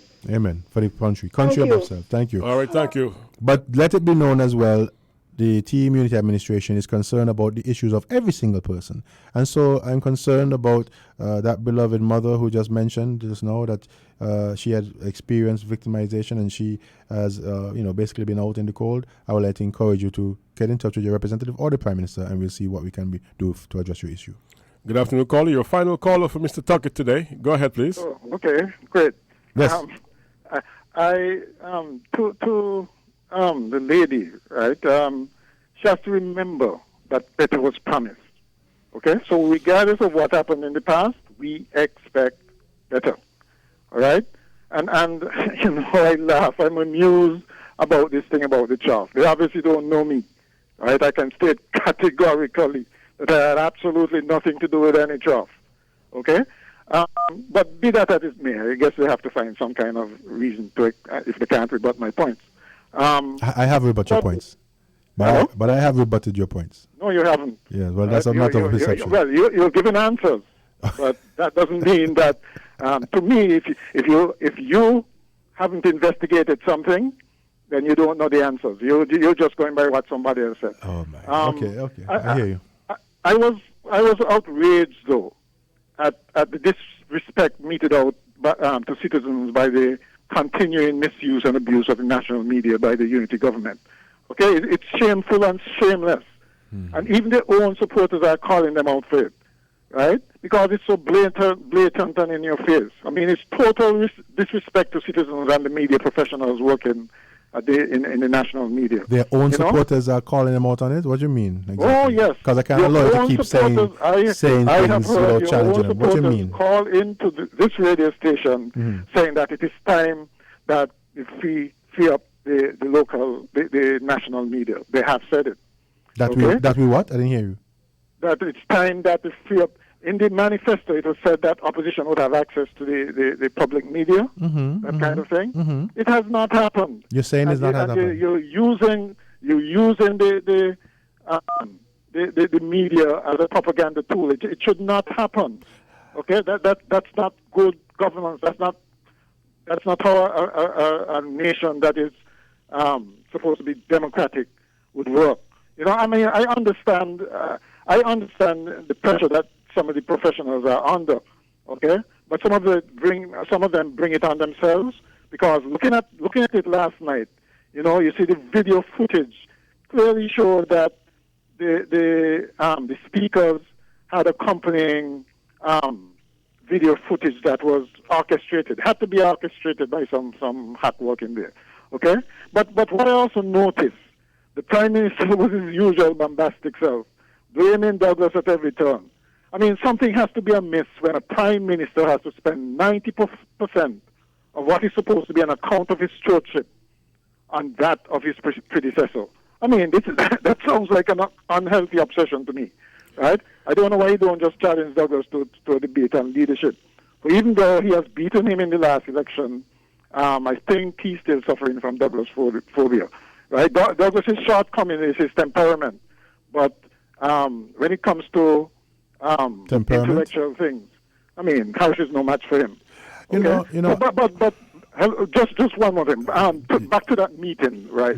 I was talking about the obvious disconnect between the attendees' views, how they view the event, and how the government viewed it. Okay? Because while the audience was expressing the frustration that the problems were not being addressed. Not the audience, I mean, a few, not the audience. Don't make it. You see, when you're kind of allowed to continue to spin things, you know. I mean, I've been trying to be patient and allowed to speak. If you listen to the question, I'm talking about the questions, the number of questions they had, and the number of people who are talking about personal stuff. There were three. And how many questions three persons. Three persons, and we had about close to 15 questions.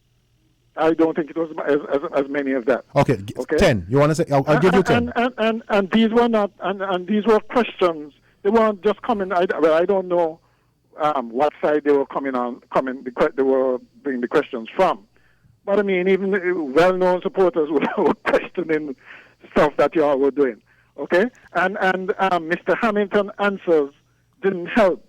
You know, given the unity's worn-out excuse that you can't eat your plate in one go and people should not be envious of what the neighbor get, and they should wait the turn. I mean, that just don't cut it. People have every right to complain and demand attention. That's why we give them the forum. That's why we gave the forum. But they should not have to come to a forum like that, hearing the personal stuff in the public domain. It should not happen. You would realize that they also said, I cannot allow it. You would realize that you would also heard them say that they would have had opportunity to speak with the representatives or the individuals in the cabinet. What they're saying is that they have not yet seen in their own time or in their own perception in a timely manner according to what they want a response. And those things were addressed. But I know by just taking the number again, which I'm sure they've been doing that. You're not there. One person there said that they were doing it for a year. No, again, that's a misconception. Right? I can't continue to that. The issue of that individual had to do with the medical board. It has nothing to do with the individual cabinet members or representatives. You are constantly going and making blanket statements that are wrong. But that's what she said. You are becoming a propagandist on this radio program, and I can't allow you to continue to do it. But that's what she said, sir. That is exactly what she said. That she was waiting for a year as relates to an answer from the medical board. She was being given the runaround. She did. Okay? But the thing is, right, the reason why it's like that, okay, is because of this political patronage system that we have, right? You know, if things were done correctly, people have every right to demand whatever they're demanding, because that's what they elect their representatives for, right? And that is what happened when you don't have a clear criteria and a fair system in place to deliver services, right? So you have to take the heat as a result of people demanding their fair share. Okay? Ordinary people should not have to suffer the indignity of having the personal issues in public forum, right? I mean, that's just disgraceful. All right, sir. Thank you very much for your contribution. We're going to wrap it now, Mr. Tuckett. Yes, a lot has been discussed today, and that is what democracy is about. Freedom of speech and also freedom of association. I am here in my capacity as Deputy Chairman of the People's Labour Party, led ably by our political leader and Prime Minister Dr. The Honourable Timothy Harris, and also our Deputy Political Leader and Deputy Speaker of the House, the Senator the Honourable Akila Byron Nisbet. And it's indeed a privilege for me to come here on Win FM. I would say a stalwart in making sure that the people are informed, and it is said that with free journalism or with a free press, democracy is maintained and even thrives and also is promoted. So I like to encourage Win FM to continue their good works. They have shown that they are not in the bed of any political party, but they are neutral and they have the best interests of the people of heart, and that's what we also, as the People's Labour Party in Team Unity, are about as we continue to put people first. And we are fulfilling our constitutional mandate and requirement by having our second annual national convention this Saturday on the 24th of March, starting promptly at 2 p.m. at the Patsy Allers Playfield, and we invite all and sundry to come out and to see, as has never been done before, only by this very young, vibrant, dynamic political party, of bringing their convention right there in the heart of the communities to the people. Transparency and good governance and democracy in full display. Again, we were able to discuss a lot of issues, though I am not a member of cabinet nor a direct leader in the Team Unity administration, but I am proud of the performance of the Team Unity administration, and I can count the list of many accomplishments. The removal of VAT from all of the various things that were promised before, on funeral, on food. I could go on and on. We have paid the sugar workers $16 million, and we continue to pay. We have increased the possibility for persons to access not only land for their own use, whether it be in agriculture or for building their homes, but through NHC, we have developed a larger amount of homes that are available to those who are in need. We have increased the stayover and the cruise ship port stops in this country. We have seen now 4 hotels, 1 have completed, 2 are in construction, and 1 launch that will bring more jobs to the good people of St. Kitts and Nevis. We have seen a better relationship between St. Kitts and Nevis, between the federal government of St. Kitts and Nevis and the Nevis Island administration. We have seen where the CBI program as being regarded as still the number 1 and has been regaining the number 1 spot under this Team Unity leadership and in the past 3 years in short order. I can go on and on, It's over 100 manifesto promises that have been accomplished in short 3 years, and elections is not due until August of 2020. So I am here not as a hack, not as a propagandist, not as somebody who could spin, as a spin doctor as we've heard just recently, but I am talking truth to power. And I would like to encourage the good people of the St. Kitts Nevis Denzel Douglas Labour Party to look at the situation, compare, see where the country is going, and we would like to offer ourselves as a viable option for you to get on board and be a part of the democratic process of being a part of the developing our country to ensure that the prosperity agenda is achieved and everyone indeed continues to have fair share.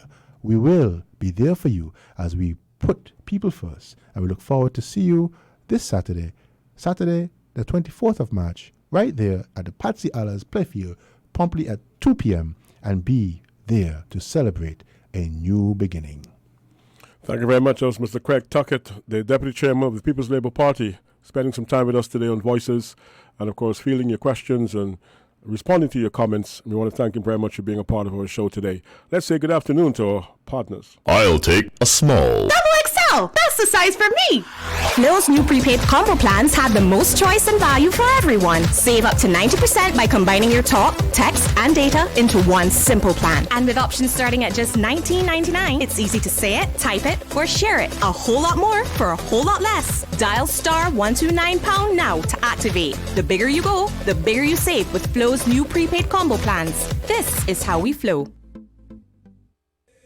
St. Kitts. The craziness continues at Courts with buy two, get one free during our midday mayhem on Wednesday, March 21st for a limited time only, 11:30 a.m. to 1:30 p.m. Buy two, get one free. Visit a Court store near you for pure madness. Look out for more crazy deals. Courts, bringing value home. Gotta go into March. What? Portsmouth Automotive's big Gotta Go February only sale. Gotta go. We're marching into March with more great savings. It's Portsmouth Automotive Gotta Go March clearance sale. All 2017 models gotta go. That's right. Come to Portsmouth Automotive and get up to $15,000 off 2017 models. That's right. Portsmouth Automotive is making room for 2018 by offering up to $15,000 off 2017 models. That's big. Up to $15,000 off on all 2017 vehicles. And that's not all. Are you serious? Come now and get 0% down payment. No payment until April 2018. $500 free groceries. Free servicing for 1 year. Free bill of sale. Free tinting. Free registration. Free accessories. Free licensing. It's Portsmouth Automotive Gotta Go clearance sale. The biggest sale of the year. All 2017 vehicles priced to clear. Every 2017 vehicle gotta go. Terms and conditions apply. See store for details. How does it feel when you got that feeling? You got the flavor you love. How does it feel when you know you're not dreaming? There is nothing above. How you feel when things come together? How you feel when everything nice? How you feel when you savor the flavor, the feeling you get when you taste every bite? Oh, and when you get so nice, so good it tastes just right. So good no place to be, so good it's KFC. And just about here, we say so long for today. Thank you so much for being a part of our program. We do look forward to being in your company once again. Join us tomorrow at 11 o'clock in the morning for another edition of Voices on Win FM 98.9.